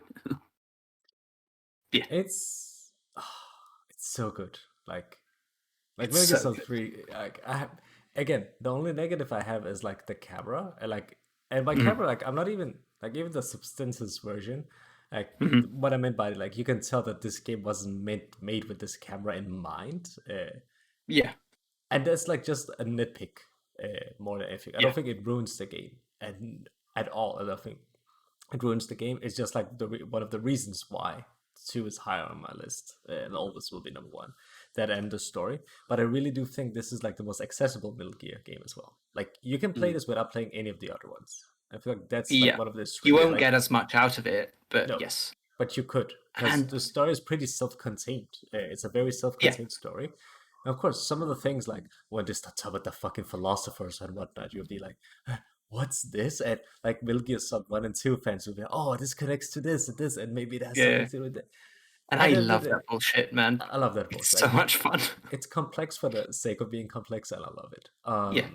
Yeah, I feel like Metal Gear Solid 3 is what a treat, that game. What a hoot, as I always say. What a hoot. What a hoot. And the music is just both in terms of the soundtrack as the actual songs and just the music that plays during gameplay is my favorite video game music. Like I listen to it continuously. Not just the song. When you go up ladder, and they play the song, it's amazing. But just even the while you're sneaking like all the it's like it's so good, so fucking amazing. I believe like I used to because I used to own like the original Metal Gear Solid 2 Sons of Liberty, or I didn't. It was actually my brother's. But I have the Substance version of Metal Gear Solid 2 on PS2, and that came with what was called like the document of Metal Gear Solid 2, which isn't a DVD but a PlayStation game. That's actually for all the audio listeners. Hugo is showing off his collection of Metal Gear Solid 2 and 3. I also have mine on PS2 over here, but it's too far away, so I won't grab it. But those games, like they talk about the soundtrack, it's almost mimicking the sound of a cat. Like when you're listening to it's almost like the sound of a cat sneaking, and I feel like that works. Like it's sneaking. Like you can hear the music tells you sneak. Yeah. God damn it, sneak. Fucking fantastic game. For me, one of my favorite moments in that game, without spoiling, because I know like there are people who are listening who haven't played Metal Gear and want to play Metal Gear, but it's the part with the sorrow. Oh yes, and the river. God, it's like, so good. It's so good, and it freaked me out as a kid, and it kind of still freaks me out today. That part, like, and the whole backstory with the boss is such great. I think commentary on it drives me insane, and it's like, it drives me insane that Hideo Kojima is the kind of guy that made a character as fantastic as the boss, and in the same series he has a character like fucking Quiet, and it drives me insane. Yeah, like it drives me insane how he can make a character that's so nuanced and great as the boss, and have a character like Quiet. Fuck. He's a weird Japanese man. What That's a what weird, you get. what a weird guy. What a hoot that Kojima man. What a What a hoot. Yeah, Okay, but again, let's move on. 'Cause Islam, we you're almost number said, one. yeah, Bloodborne, obviously. Hell yes. Yeah, Bloodborne is my number one game. And the reason why Bloodborne is my number one game, I could do the classic, personal story, and I will do that. It's like one of those games where I always used to like bring my family, like my sister and my mom would force me to bring my PlayStation over to them so I can play it while they watched, because they they couldn't understand why I was playing a game that was so difficult, but they kind of like Twitch streaming, kind of like chat, you know. They were like, "Come on, you can do it. You can," and cheer me on. And for me, that made the game like so much fun. Like there was like this communal thing about it almost. Like we would talk about this game. Oh, now I found this weird tentacle boss down in this basement, and I spent 3 days trying to kill it because I'm not good at this game. For me, it's back to the thing where I talked about with Resident Evil, level design, and you kind of talked about it as well with Dark Souls, like how you go through here and suddenly you realize this connects with this point and this connects with this point. Like you can get lost in Bloodborne, and the game will one way or another force you back on the path. Mhm. That's how good the level design is. You cannot go the wrong direction. Any wrong direction will be right. And if you come to a place that feels way too difficult, take a break, find somewhere else to go Yeah. to instead. For me, that and the setting, the gothic horror setting, which is like also one of the reasons I'm so excited to play Resident Evil Village, because it just seems like first person Bloodborne and I'm in for it. Yeah. The gothic aesthetic is so cool, and I feel like, and now I'm gonna spoil Bloodborne, because let's be honest, if you haven't played Bloodborne at this point, you're not gonna play it. Yeah. One of the Agreed. coolest things is how it kind of does like the switcheroo almost halfway through the game, because the game is like um, werewolves and beasts and all of that, like gothic horror, and like at one point you even Mhm. visit like this vampire castle. There's an optional area even, but at Yeah. one point you start realizing, there are aliens in this game. And the game just takes this weird Lovecraftian horror thing, and you have this insanity meter, basically the insight meter that goes up Yeah. like whenever you kill a boss, because then you just start realizing things about the world, and suddenly you go back to areas you visited before, and whoops, there's this huge grotesque monster that's there, and that monster has been there the entire game looking at you, and you haven't been able to see it. And that's when you go through like the game again and you start noticing things, and the game starts like changing and the world changes. And again, like Hugo, you said it even with Dark Souls, the lore in this game is amazing. I Mhm. loved it. Like when I finished this game, I watched like fucking 10 lore videos trying to make heads and tails of what's going on in this game. Like if you enjoy lore, this game is perfect. Yeah. Uh, Also, yeah, the weapons. I like the weapon variety, because the way weapons work is not just, now you have sword, but better than first sword. The variety in this game is more of, this is a sword that's also a gun. Oh, and this is a scythe that turns into two daggers, or this is like a sword that's like two swords in one, and it changes, and this is an axe that turns into a bigger axe, and a Yeah. wheel There that aren't has magic there swords aren't in it. really weapon Yeah, types.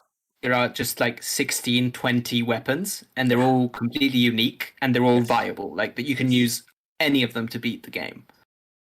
So yeah, you can really choose which ones you like the most. I want Willy to stream himself playing Bloodborne. Hell That's my wish. yes. Willy, I'll That'd be just great. stream for 20 minutes, get frustrated, and just quit. no, no, no. We will be there in chat to help you and tell you. Okay, here's what you do, Willy. And for everyone else, if you want to pick up Bloodborne, like, this game seems difficult, it is. And the first part is the most difficult part of the game, actually. Mhm. It kind of forces you to learn the game quickly, and then it becomes Yeah. easier once you get used to it. Grab the axe, put the axe in two-handed mode, hold down R2, and you win the entire game. That's basically the game's hidden easy mode. So you can just do that and just spin to win, as the as the Bloodborne fan says. No, I feel like it's difficult, yeah, but again, once you get used to the system and how the game plays, it's freaking good. Yeah, and it's so rewarding as well. Yeah, Bloodborne is another of my absolute favorite games. I don't have it higher on my list just because I still think Dark Souls is my favorite Mm. of that group. But if Dark Souls didn't exist, Bloodborne would probably be my number 2. It's just amazing. Everything you said is true, and I think what the best part about this game is the amount of secret areas and secret objects and secret bosses that there are. I think compared to the other Souls game, this is the game where you have the least amount of mandatory bosses. Like, you only have to beat 8 of the 20-something bosses to actually beat the game. But everything else is optional. And a lot of it is secret. Like, it's quite difficult to find. And once you find everything and you figure out what the fuck is going on in this crazy world, it's so rewarding to discover. For me, It's an incredible game. Discovering Canehurst Castle will forever be like one of those moments. Because, Willy, let me explain to you how you discover Canehurst Castle, okay? Is he still here? Did he leave? Yeah, I'm here. Sorry. Okay. The way to discover Canehurst Castle, Willy, is this insane thing where you have to go to this one area in the game, and you have to go through this cavern. After you've gone through this cavern, you realize, wait, I'm at the beginning of the game, but I'm at this one door that was closed before. Okay, let's see what's behind here. Then you go back, and you're back in the first room where you started the game, Willy. This is the exact moment where you woke up, and you find this invitation. You read this invitation, and the invitation says, go to this spot at the Highwick Channel Lane. And you're like, oh, I remember this spot. Maybe you do. It's actually an optional spot as well, but most players end up there. You go there, suddenly this fucking carriage arises out of nowhere. You enter the carriage, and suddenly you're at this gothic vampire castle thingy with ghosts and weird blood spider people and whatnot. And it's fucking insane. Like, the game does not put any markers for you. Like, you just have to remember, oh yeah, I've been to there, let's go see what's what. And then this weird cutscene happens, and it's it's so good. It's so weird. I'll give it a shot. I'll give it a shot for Islam and Hugo. Hell yeah. Oh yeah. Hell yeah. But and if you want tips, again, X, 2-hand, R2, spin to it. Yes. Gentlemen, and you listeners and viewers out there, if you've stuck around for this almost 3-hour podcast, good on you. I'm very tired now. How about you guys? Tired. I'm so tired. So tired. Yeah. But great. This was great. Great lists. Well, this was you just popped your podcast virginity, right? Why'd you call it that? Because it's funny. Was that a yes? Yeah. Did you have fun? Yes. A lot of fun with Hugo and Islam. Hell yeah! Would you come back in the future if we do an all Mario episode or something? We already did. I'm so tired. I'm so tired. If we do an all Zelda episode, then don't worry. We'll do an all Zelda episode. Well, we don't have you on. Talk about Breath of the Wild because that's the only Zelda game that I like. Okay, we'll bring you on once we do our indie game showcase, whatever. I feel like I learned a lot about you two, going through your top 10 games, and I confirmed a lot of my the things I already thought I knew about you two as well. I feel like looking at both of your lists, they're pretty good. And we're going to go through the list one more time just to make sure that everything is in Ordnung, as they say in Germany. Willy, from number 10. Number 10, Sayonara Wild Hearts. Number 9, Spelunky. Number 8, Doom Eternal, on PC specifically. Okay. Number 7, Rhythm Heaven Fever. Number 6, Shadow of the Colossus. Number 5, Kid Icarus Uprising. Number 4, Mario Maker 1. Number 3, Night in the Woods. Number 2, Super Mario 3D World. And number 1, Zelda Breath of the Wild. Hugo, why did I say that? I'm so sorry. I'm so tired. He can't avoid it. At this point, the Italian voice is part of the podcast every week. It's fine. It's fine. Hugo, say it in an Italian accent. Do the top 10 in an Italian accent. Oh, I can't do that. It's mean. It's too mean. Like you can do it. You have my permission if you want, but like no, it'll be difficult with some of these words. It'll be difficult with some of these words. Because you said it's difficult, now it's a challenge, so I'm gonna do it in Italian accent. Okay. Yeah. Number 10, Mario Odyssey. Okay, I can't do it. Sorry. Number 9, Death Stranding. Number 8, Portal 2. Number 7, Shadow of the Colossus. Number 6, Zelda, Breath of the Wild. Number 5, Bloodborne. Number 4, Witcher 2. Number 3, Dark Souls Part 2. Number 2, Dark Souls, Prepare to Die Edition.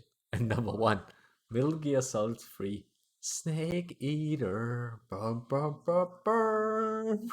Oh. And my list, the old man's list. Jesus Christ. Number 10, Diablo 2. Number 9, Pong. Number 9, Devil May Cry 3. Yeah, the Pong. Number 8, Tetris. Number 9, Devil May Cry 3. Number 8, Resident Evil 2 Remake. Number 7, World of Warcraft. Number 6, Persona 4 Golden. Number 5, Zelda, Breath of the Wild. Number 4, Pokemon Crystal. Number 3, Final Fantasy 7. Number 2, Metal Gear Solid 2, Sons of Liberty. And number 1, Bloodborne.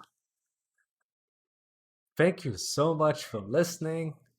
Thank you so much for watching. If you like this podcast and if you made it so far, I would assume that you like this podcast. Please subscribe to wherever it is you listen to podcasts. You can go to anchor.fm/I'm so tired, and there you'll find whatever podcast app you use. So whether it's Spotify or Apple Podcast, we're probably on there.